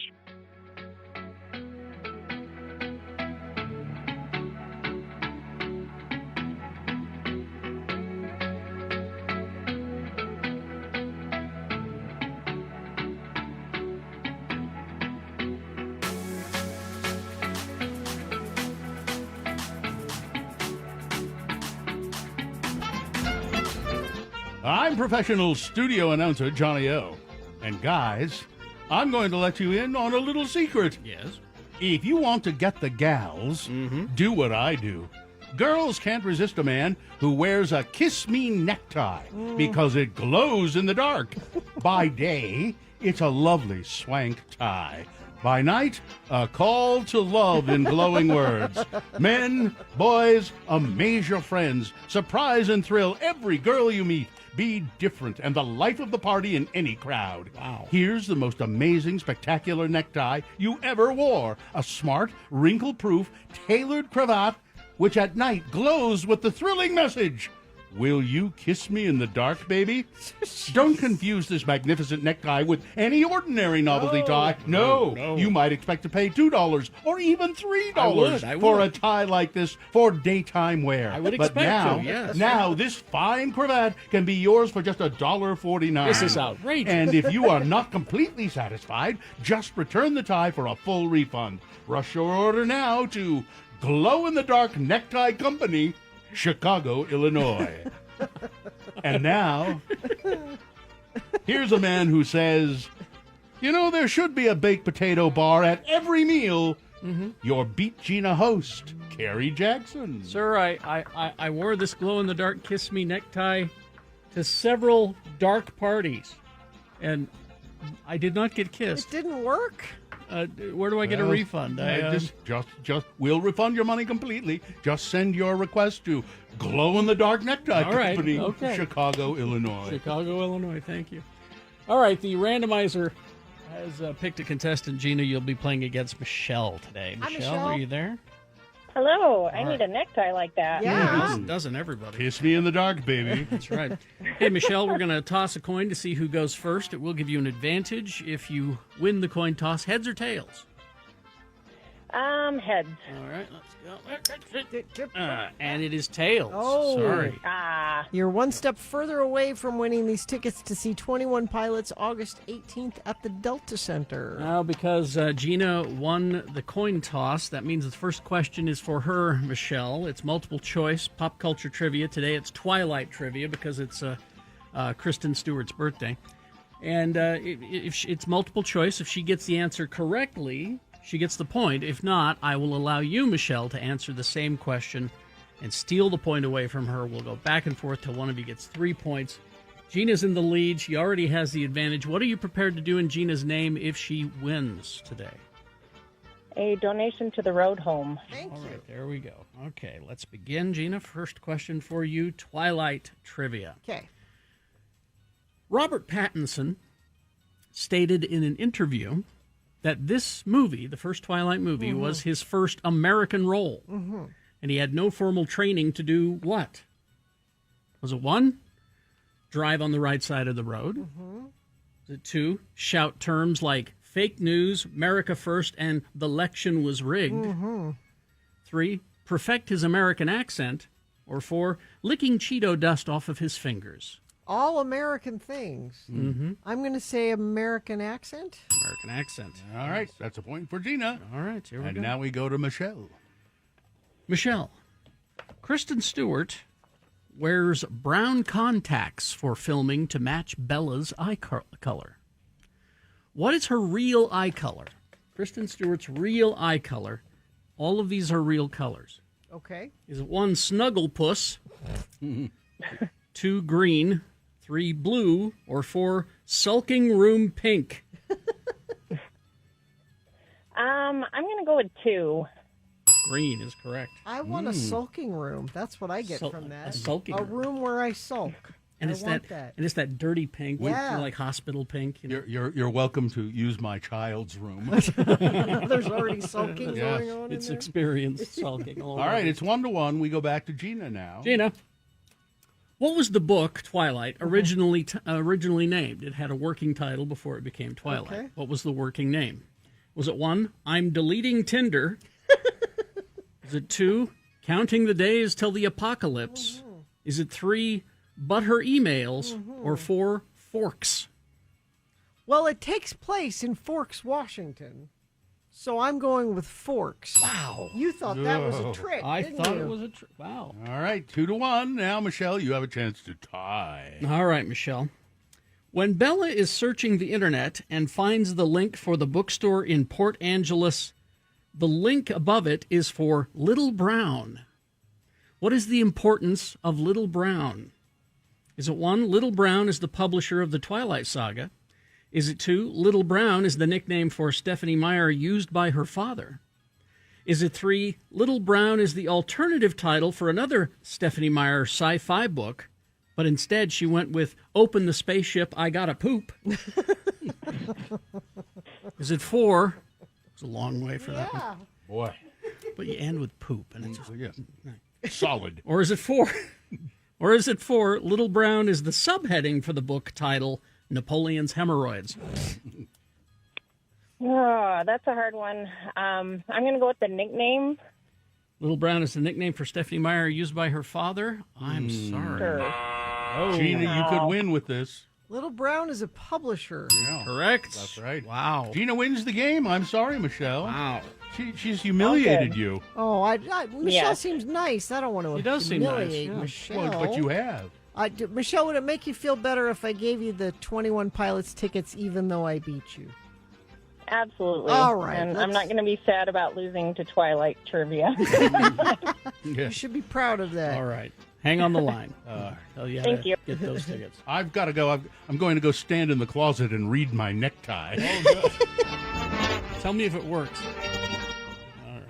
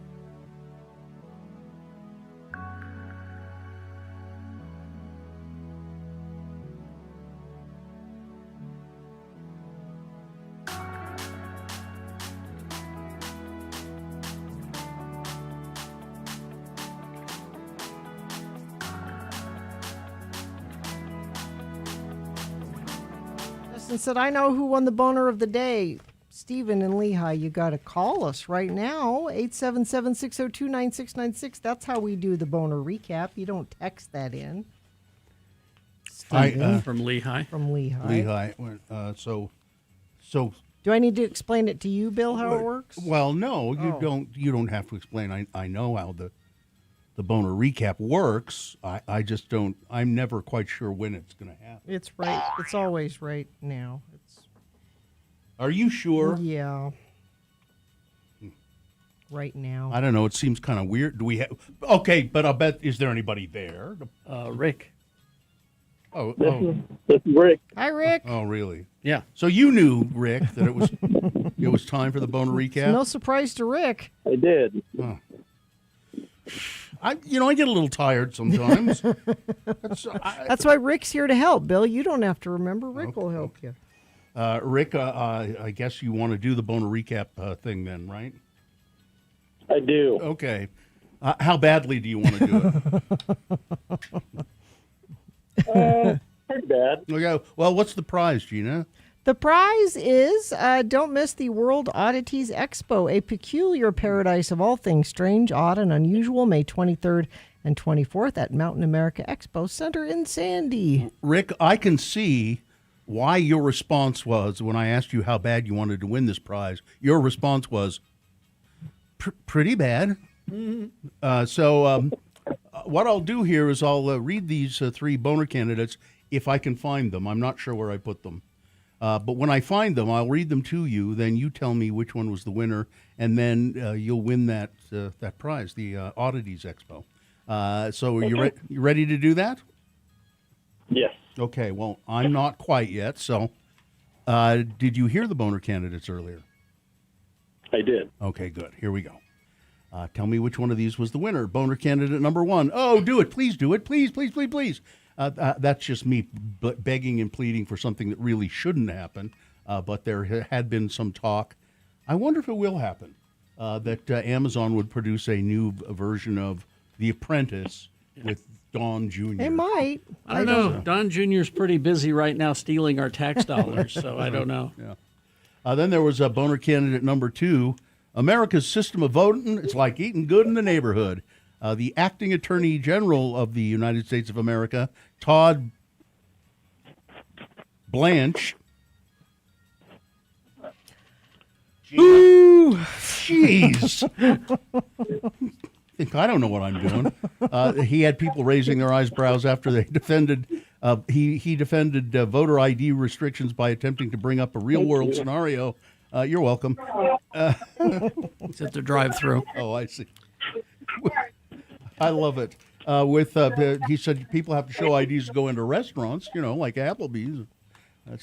What did you get there, Rick? What are you getting there? Number three. A number three. Okay. No, he's saying number three's the winner. Oh, what are you ordering at the drive-through there, Rick? That's what I want to do. Yeah, what are you ordering? Sorry, I'm delivering packages.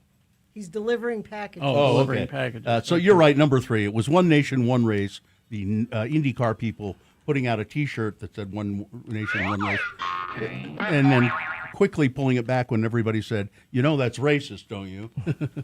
Oh, you noticed? We were hoping you didn't notice. We're hoping that you just buy these and wear them. Okay, Rick, congratulations. I'm sorry to cut into your workday, but hang on the line, and Katie will get you your tickets. Hang on. I think people are doing this a lot lately. Double, they're doing other things while they're winning prizes. Bill, I don't know if you know how radio works, but when you're driving in your car and you're on your way to work or delivering packages, people aren't just sitting quietly listening to the show. They're doing other things. So, Gina, that's how radio works? Yeah. That you have to be driving in a car doing other things for it to work? Is that this time of day, mostly people are doing other things while they're not just quietly listening to the radio. They're doing other things while they're listening. I am telling you right now, if you call into this radio station, by God, I demand your 100% attention. Yes. I don't care if you're Yes. if you're just driving around listening. Hey, you called us. That's all right. But if you call in and you're trying to win something from us, you better give me your 100% attention. We didn't call you at your job. That's right. You called us That's at our exactly job. it. That's exactly it. It's okay, Rick. I don't care. I'm glad Rick called, and I hope Rick has a good time at the World Oddities Expo. And have a lovely day delivering packages, Rick. I thought for sure he was at the drive-up. It kind of sounded like it. But. Number 3. When he said number 3, I didn't realize he meant the book. I Yeah, thought he was ordering telling you enough. who won the Getting a board. number 3 and a Coke. You know. That makes me want a number 3. I could use a number 3. Didn't you just go? Yeah, No, you I was a number. I did a number 2. Oh, that was okay. All right. I don't listen. I'm not old enough. When I get a little older, I'll be doing a number 3. It's just everything all at It's all at once. the same time. Everything Yeah. everywhere all at once. Yeah, that's right. That's it. All right. We will take a short break. We'll be back with some big boy news and a Pinuendo after these messages. Gina, Larson HVAC and Plumbing. Yeah, I know they were just out at Katie's house. Katie got a new house. Yes. We're very happy for her. And one of the things, when you get a home, move into a new home, you should have Larson come and check out the AC system. We've had them in our homes doing, I think we all had that new system put in. Oh, yeah. And this is the special they have going on right now. X96 listeners can get 0% financing for 12, 24, or 60 months on a new ultra high efficiency AC system, plus get $2,450 back in utility rebates. And sometimes those rebates are kind of complicated to try to get the money. They purposely make it complicated. Yeah, that's why Jaden just says, "Let me take care of the paperwork." You Yeah, don't when have she to- was talking about all this, Yeah. I went, "Oh God, that's forms I got to fill out. I don't know how to do No, that." they'll take Like, care we'll of take it care for of it. you. They fix what needs fixing. They don't try to sell you stuff you don't need. Give them a call today, 801-930-5450. Tell them you want the X96 special. This is only going to be available until May 31st, so don't wait. Call them today, 801-930-5450, or go to larsonhvac.com/X96. May is...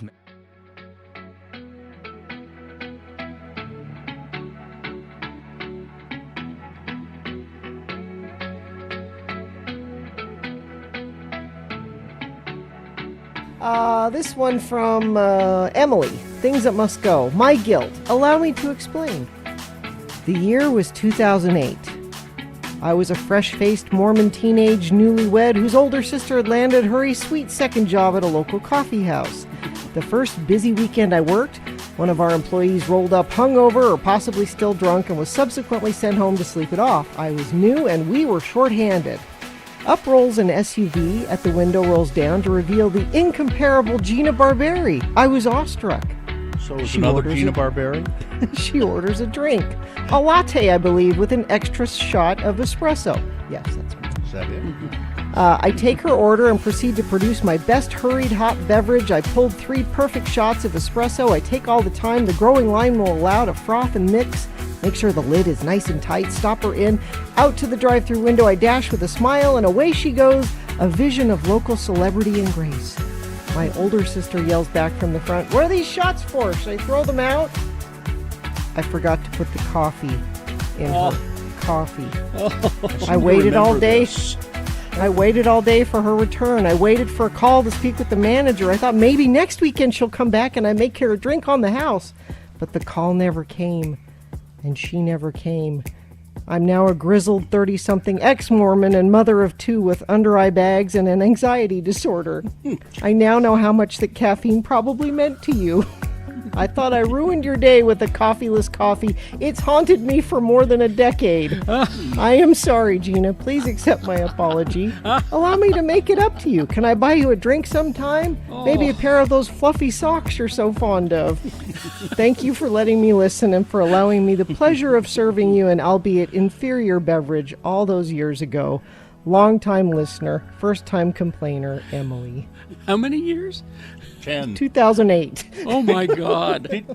Did you come to work? I seem to remember you coming to work and Yeah. then going, I have going, nothing "Ah, but foam here. There's no coffee in this coffee. Here it is from 2000. I love that. I love this.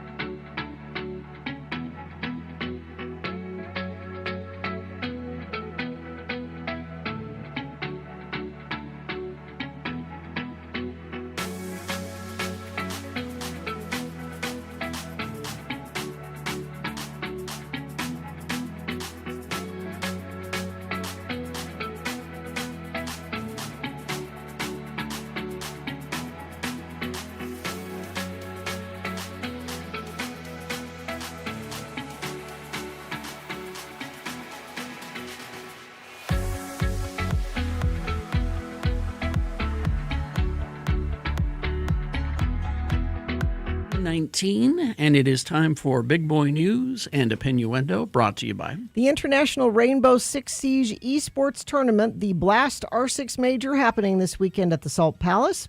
Playoffs and finals are open to the public. Get tickets at eventim.com. And remember, the views expressed on X96's Radio from Hell show do not necessarily reflect the opinions of Broadway Media, its management, owners, or advertisers. This program is intended for mature audiences. Parental discretion is advised. James Chillamagras of Mississippi, that's in the South, you know. I did know that. Graduated with highest honors from Loyola University New Orleans College of Law. He is 18 years old. Wow. Making him the youngest law graduate in Louisiana history and probably among the youngest nationwide. It's Doogie Lawyer. The remarkable student finished high school at the age of 12, earned bachelor's and master's degrees in accounting by 15, and became the youngest certified public accountant before scoring 174 out of 180 on the LSAT. At Loyola, Chillamagras landed in the top 2% of his class, represented clients in immigration cases, completed 5 legal concentrations, whatever, I'm not quite sure what that means. And this is just an unprecedented... Overachiever. Yeah. He's the oldest of 7 children, described as a once-in-a-generation talent. He entered law school without even having a driver's license. Which he needs to get into a restaurant, by the way. Is it me, or is it getting a little nerdy in here? A Taco Bell. I don't eat at Taco Bell enough, which is to say... You like a bag of cheap tacos. I do. But I don't remember the last time I got a bag of cheap tacos. And I really... It's time. You're overdue. I like cheap taco, let's put it this way. Taco Bell tacos are inexpensive, and they're a delicious value. But they're offering a Cantina Glow Up, launching an all-new sauce to let fans refresh other faves this summer. They're giving it's their Mexican pizza, which I had no idea. It's apparently a very popular item that they offer. Yeah. On Thursday, it's referred to here as the Mexican-inspired fast food chain, revealed that they would finally launch the Cantina Chicken Mexican Pizza, which had been initially teased at the 3rd annual Mas Live event this past March. But what the company didn't share at the time was that it would be debuting a new jalapeno citrus salsa. The Mexican pizza is iconic for a reason. It's a perfect layering of crispy, salty, cheesy nostalgia that fans have loved for years. I don't think I've ever had a Mexican pizza at Taco Bell. I think today. And, seriously, Mexico! And Applebee's is bringing back its all-you-can-eat boneless wings, riblets, and double crunch shrimp for $15.99. But it's all you can eat. It's all, yeah. Wow. That's actually a really good deal. And I think you can get just a combo of it. Let me work on some shrimp now. I do like a boneless wing because it's easier to eat. It's less work, isn't it? Yeah. You don't have to eat around anything. You can just plow your way straight through. You know who also prefers things boneless? A man was killed and attacked by a black bear in Canada. Unfortunately, the man had bones. 27-year-old man killed last week when he was attacked by a black bear at a remote uranium mining site in northern Saskatchewan, in what officials said was only the 4th fatal bear attack in Canada, in Canada's Canada province's recorded history. Really? Is it a radioactive bear? Probably was. And it's interesting. Japan, we had that story about those mechanical wolves because they had, 300 bear encounters in a year and 33 deaths in a year? Yeah, they're just killing them left and right over there. And up in Saskatchewan, where you'd expect there would be a lot of bears. You'd think. They've only had 4 recorded deaths in history. So wait, I have to be worried about bears when I go to Japan? Yeah. This is a new thing I have to worry about? I don't think it's a new thing, but yes, you do have to. They try to keep it quiet. But we need Mayor Quimby's Bear Patrol. Yeah. And there's a wonderful bit of video from Gatlinburg, Tennessee, There apparently black bears are not uncommon there in Gatlinburg, particularly in the woods or running through a backyard. But finding one in a hotel bathroom is unusual, even for that area. Gatlinburg is a mountain town in the Great Smoky Mountains. Last Friday, the Gatlinburg police was called to investigate a problem inside one of the bathrooms at the Quality Inn and Suites in the downtown area. A black bear had somehow gotten trapped inside of a bathroom. It shows the video shows several officers trying to unlock the door, with one officer appeared to have he armed himself with a 2x4, but the minute the door cracked open and the bear poked his snout out, the officer dropped the 2x4 and ran. Yeah. The bear looked in the direction of the running officer, and there were other officers there, and the bear said nope and turned and ran the other way. You know, they mostly don't want to mess. They don't want to mess with anybody. Let's see. A Texas family was in Laredo, Texas, trapped inside their home by aggressive bees. Is the animal kingdom out to get us? Is that? If you live in Texas or Saskatchewan or Japan, or even if you go to Japan, you take some bear spray with you. You can buy bear spray at Costco. Yeah, I don't think I can carry that on the plane, but I can get some when I get there. Or you could just disguise it as hairspray, I guess. Anyway, a Laredo family in Laredo, Texas, said they had been confined to their home due to persistent bee attacks from a nearby hive down by the creek. The bees were quoted as saying, "Your guns are useless against us." We're bees. It says they're all over the place. Them bees won't let us go out. They won't let us come out the house. We go run our errands and we rush back inside. We're all stuck indoors all the time, putting away the groceries. They just won't let us out. They attack us. All I want is for people to come and clean up the creek and clean them bees out of there. The bees have a right to live there too. Yeah. Let's see. A TikToker named Samantha Hart went viral in September after explaining how corporate email formats created an embarrassing email address for her. "My name is Samantha Hart," she said in her original video. "Most companies use this email designation of first initial, last name." Oh. Meaning my email would be Shart. The term Shart, if you don't know, that's is the number 3. Yeah, I guess. It's an accidental when you're passing gas and something else happens. Poor thing. Yeah. Her previous employers contacted her before starting work, saying, "Would I mind if they gave me a different structure for my email?" After marrying last summer, though, she adopted her spouse's surname, Showalter, ending the workplace dilemma. "My name is no longer Shart," she said. "Shart is dead. Shart has be gone from me." The couple commemorated the change when they got married with the custom "Shart no more" stickers on their wedding bathroom potpourri. And what else do we have? You should watch the Foo Fighters. Oh, the Tiny Desk? Yeah. Yeah. I've got audio. I just watched a little bit of it. And the Tiny Desk concerts are really... I like them a lot. They're just, I think they're amazing. Here, let me get you some audio here. David Byrne did American Utopia stuff on one. It was great. Let's see. Where did that go? I heard you playing it over there. Yeah, I had it right here. Oh, there we go. Here we are, yeah. Breathe out so I can breathe you in. Can't play too much of it because we get kicked off of YouTube. It is amazing to me that they can do that much sound. Mm-hmm. I think it was just 3 of them, and it just sound great, and it sounds different from what you would get if you were the band and big concert band, but really good stuff. Mm-hmm. So seek out the Tiny Desk concerts. That's where I became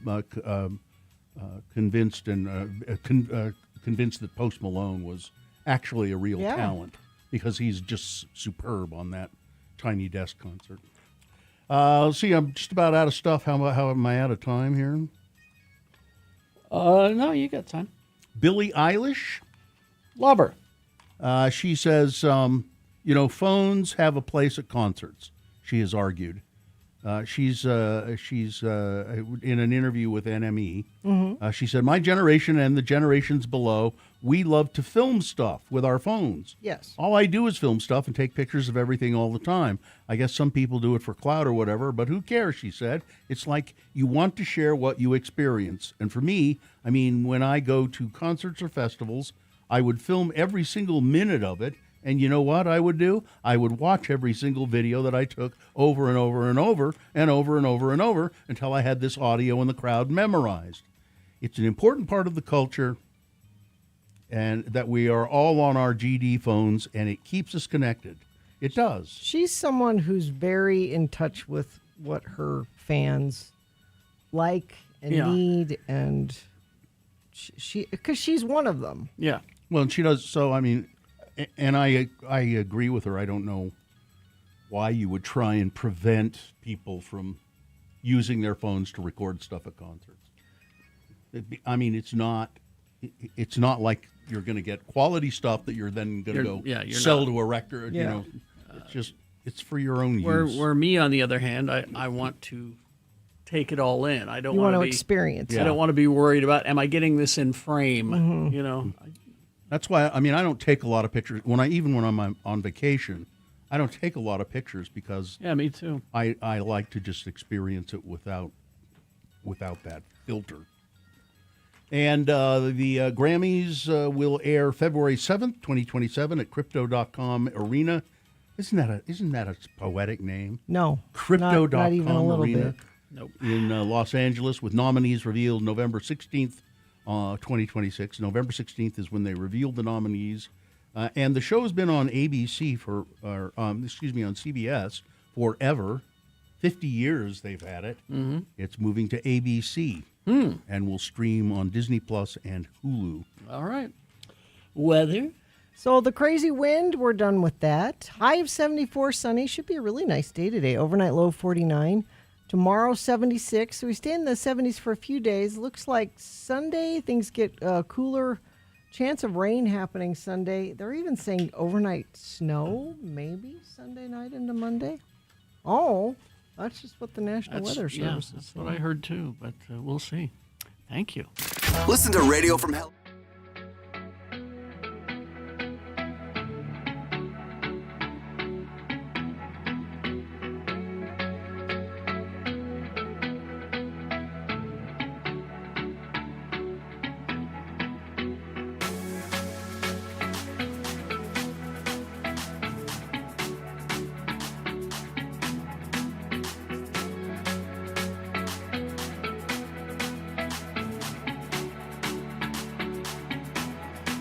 Just a quick note here is a statistic for you. Only 1 out of 9 people say that they would donate, when they died, would donate their uterus for transplant. Why only? One now, out are of 9. these people? Only 1 out of 9 said that they would allow a family member to donate a uterus. They're Are- doing uterus transplants they're playing God in Russia or someplace like that. Are these people that would donate other organs? Yeah. So you can have my eyes, you can have my kidneys. Can't have my uterus. Why? Uterus donation, they think is. Oh, it was in Saudi Arabia. I think it was done. Doctors in Saudi Arabia. I guess they. I don't know. Okay, Gina, would you donate your uterus? You can have whatever you want of mine when I die. Because guess what? I'm dead. I'd keep it in a box. I'd use it for a catcher's mitt. Please use. Everything is very well preserved. I think people think it's just too creepy. Your uterus is well preserved. Sure. It's low mileage. Only had One 2 owner? kids. It's a one I only owner. drive it to and from church on Sunday, and that's it. Yep. Well, okay. Good. Good. Please Okay. have it. All right. Take my uterus.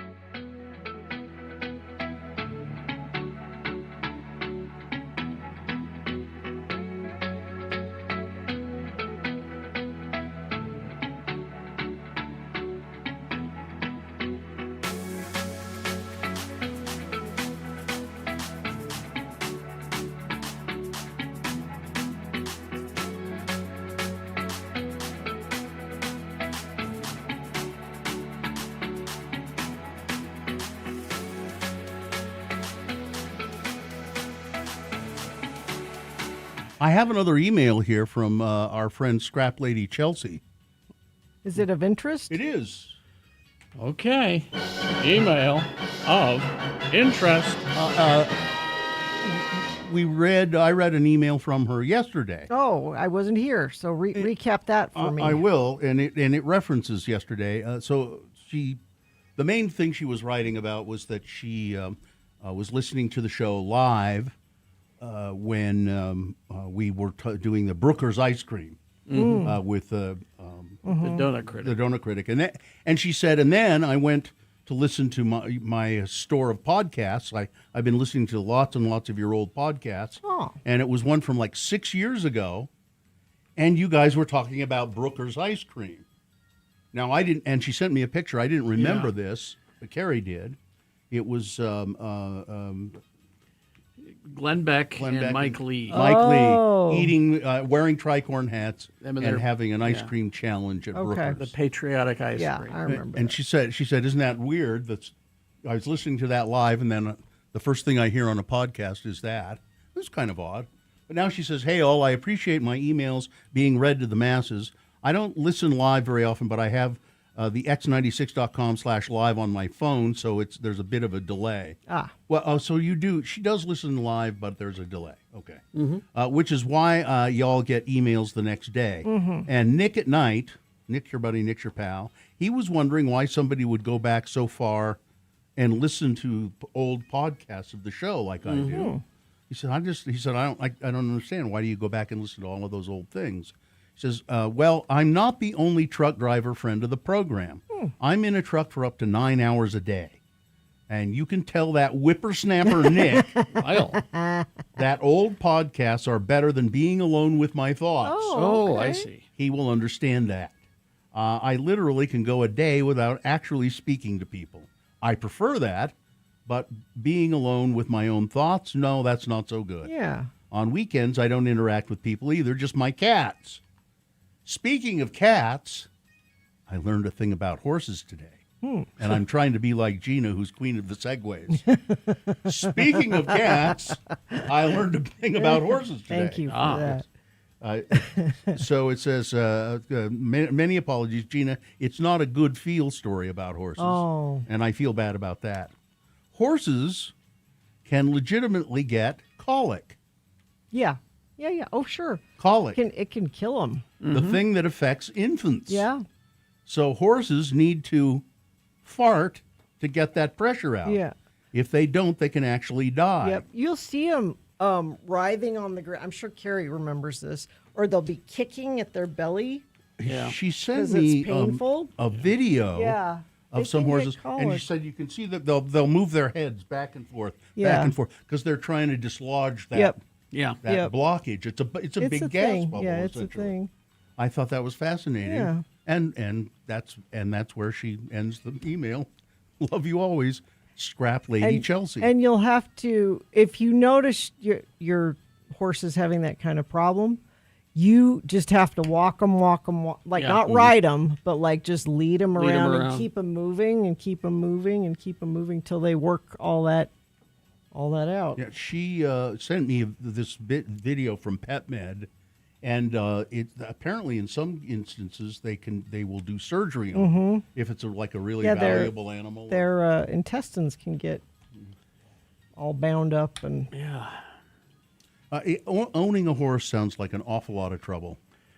They're a big animal. I mean, owning any animal is a lot of trouble. Yep. They're just a bigger.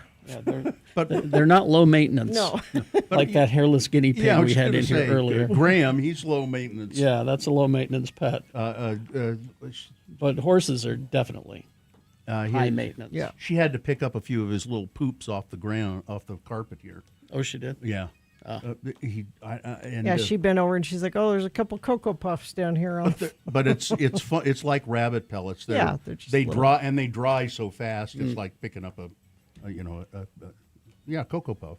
That's what she called it. There's so much with horses, though. Yeah, you really need to deal with them every day. Oh yeah. Go brush them. You're gonna ride them. You gotta feed them. You gotta water them. It's just you have to really, really like horses. You'd love to have a horse, wouldn't you, Gina? I would, but and Joe's talked to me about it. He's like, should we get? I said no, because we don't live. We don't. You're not can't up on the farm. Yeah, you can't just set it and forget it and go, oh, we'll go up there sometime. And you have to. They require care. Just what you're saying. I mean, you can't. You can sort of go every couple of 3 days or something like that. I mean, you got to check their water. You got to, like, when I grew up, we had horses at our house, and before school every morning, I'd have to go out. I'm sure Carrie had to do this too, with a hammer. Break the ice. Break the ice in the trough. You know when I had to do that? When I first started working at KJQ. Yes. Oh, was it? So the guy who owned the building was his name was Arch Madsen, and he was an old line radio guy there in Ogden. And there was a pasture there, and he kept 2 horses there or 3 horses there. So in the winter, Arch would call up and say, "Why don't you boys go out there and break the ice in the trough?" And I'd get in trouble with Daddy Gary because you take his good hammer out there, and then you forget to bring it back in. Yeah. And then I get in trouble with Mary Claire because then you got the bales of hay, and I'd take a steak knife out of the drawer in the kitchen to open up the twine that holds the bales of hay together, and then you leave the steak knife outside. You really were a careless child. Now here's a video of because horses can't burp or vomit. The only way to relieve their colic gas is you press on the sides. And you get them to, and they really let go. And here's a video of that. Is there? I don't really want to see that. Yeah. I don't. Here we go. We're going to hear it. Okay.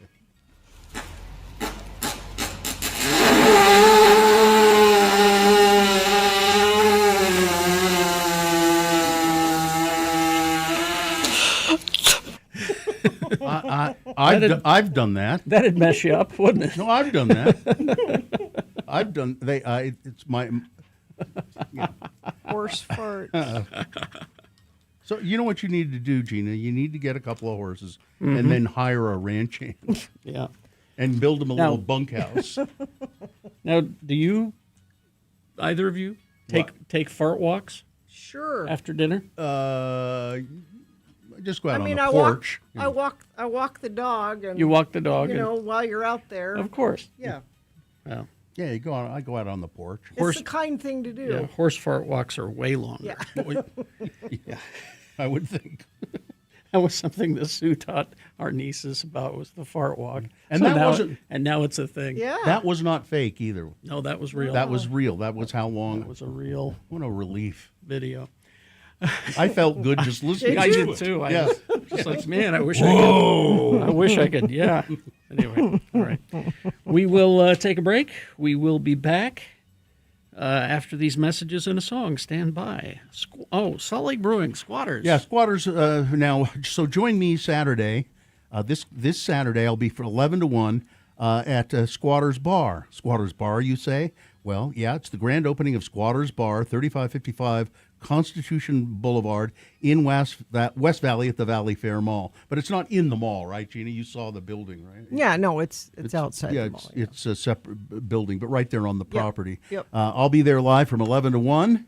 We'll be, they've got, this is great. You've always had great Squatters beer. Mm-hmm. Well, now you've got a place where you can have beer or you can have cocktails at Squatters Bar. If your ideal Saturday includes good local beer, cocktails, wine, great pub, I'll have lots of prizes to give away. Bring your friends. Come to see me 11 to 1, Squatters Bar in West Valley this Saturday. Hey, this is...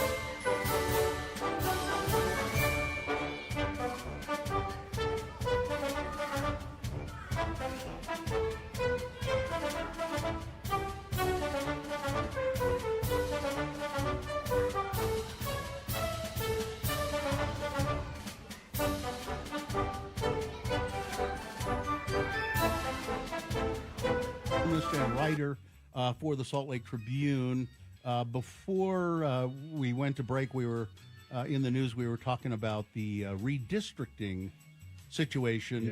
Yeah. So to explain to people where this sits now. So where it sits now is the judge has said, I want to see a map from you guys by first week of October. You guys meaning the legislature? Meaning the legislature. The legislature constitutionally has the authority to draw the maps. And so they have to have something publicly released by the September 25th. So they have a week from today to get a public map out. As you guys were mentioning on the in the piece I had today, they've now created this redistricting commission, 10 members, 5 from the House, 5 from the Senate, that are going to come up with a map, give the public 10 days for input, and then the legislature will adopt it and submit it to the judge. The judge then gets to look at it and say, okay, does this comply with the Prop 4, the Better Boundaries Initiative?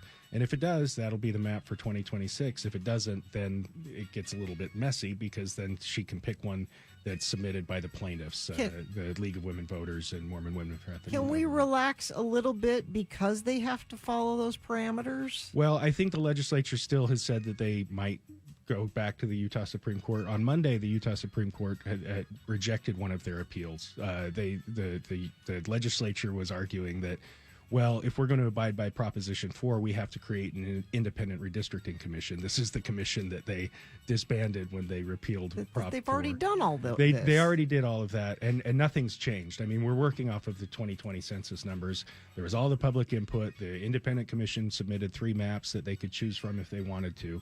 So that process had been done. But the Supreme Court said, the court has the authority to do this, to set these timetables for them to come up with a map. So right now, they've got until the 25th to release something. Bob, will you frame this for us?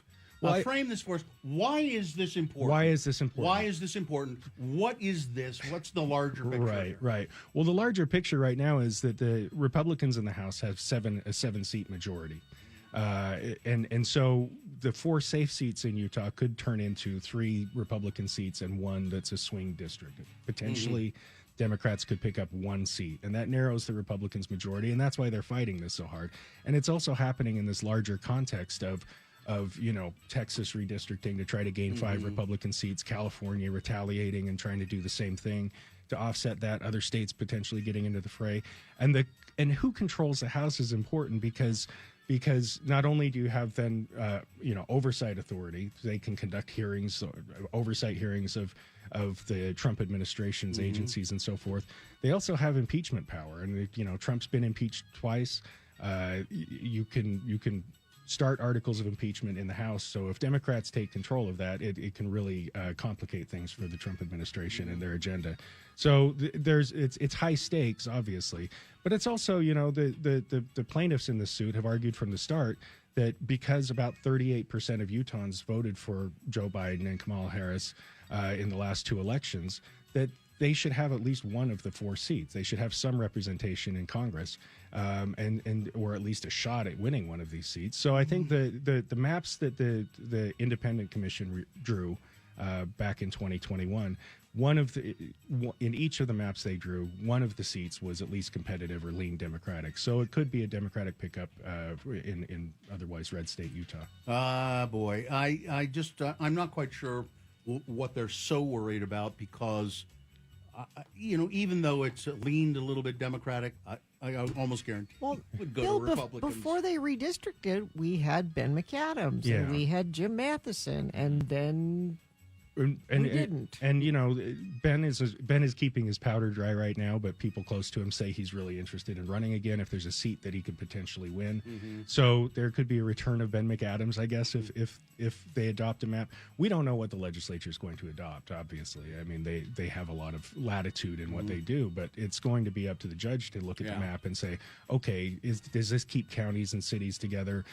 Does it keep communities of interest together?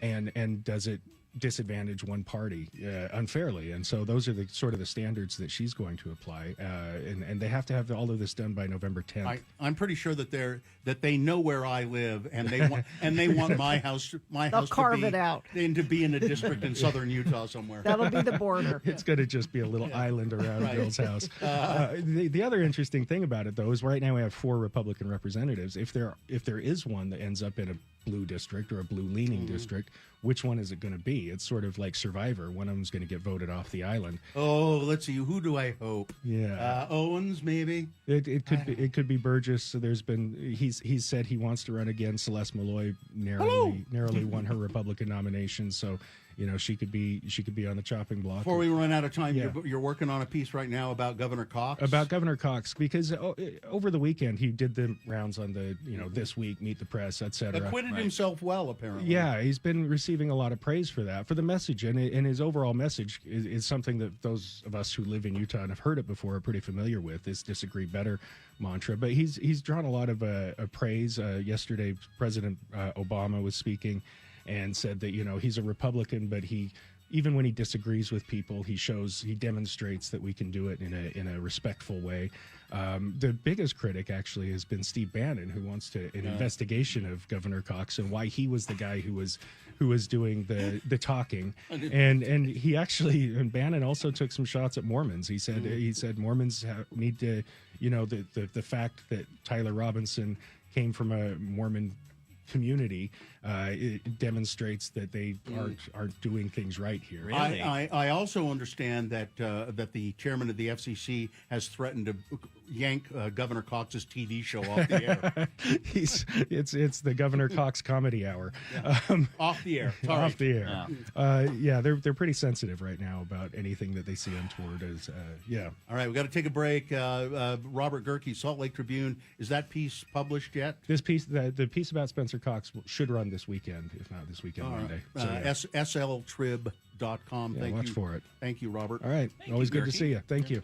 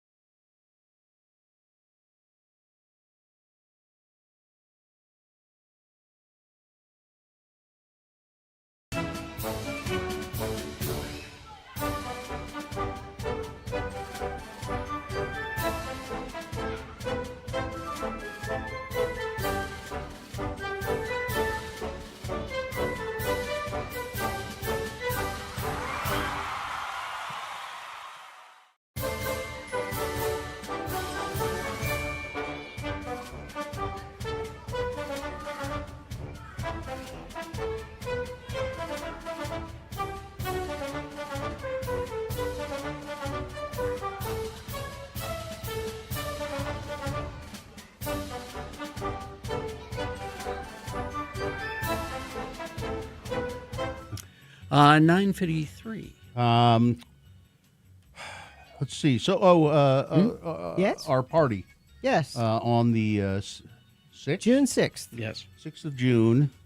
And it's the 40th anniversary of Radio from Hell, Cafe Molise. Mm-hmm. Now, we sold all of the tables, all of the tickets, individual tickets, and that's, I think it's like 100 people, something like that. There is a chance that we're going to open up some more area. They have this mezzanine area, which would be kind of cool. Mm-hmm. There are tables up there. But I don't know. I think maybe they would need to know that there's some interest in doing it. So should we just have people email if if they wanted tickets and didn't get them, and maybe we can gauge how many people? Just a radio from hell at x96.com. If you still wanted tickets, you were a little indecisive, and then you went, oh crap, I missed out, or email us, let us know. Because it's not for a couple weeks. You might have thought you had time to. Mm-hmm. I thought I didn't know we would sell them as fast as we did. It's they know the food at Cafe Molise is good. It doesn't have anything to do with us. They're just excited about dinner there. And there's a cash bar. Yeah, there's always that. And Jimmy will be there, and yes, we'll be there too, I suppose in some fashion. But if you can, send an email, call and register a strongly voiced email or voicemail. However you can do it, just let us know. And then you were saying the Pride Parade is the next day? Yeah. We haven't even discussed. We haven't even talked. Maybe we're not in it this year. I don't know. Usually that's It's sort of a given. Yeah. I mean, I don't remember the last time we didn't do it. I think we missed during COVID. Oh, no. I did it during COVID. Don't you did? remember? No, I don't. They had a reverse pride parade, which was, they had, like, we had so it's exactly what it sounds like, a reverse parade. So different entities a reverse had. parade doesn't sound like anything. No, had tents set up along the street, like our X96 tent, and I was manning the tent Yeah. and waving as people in their cars drove by. So does that make sense? Yeah, so like well, there I was guess, an X96 tent, and there was a Pride Center tent, and there was a and you would just stay put. I see in what you your- mean. I see how it works. Yeah, and I was the only person there. So that was the thing. You know, we can't have anybody next to each other. So it was just me standing there waving in the tent while cars drove by. I mean, I applauded them for, trying to figure out how to do it. But the question to me is, in my mind, is how we never personally register ourselves to be in this parade. No. We just somebody does it. Yeah, it's done for us. And then It's a station thing. they say, remember, the parade is coming up, but I haven't heard anything about it. Haven't heard a word.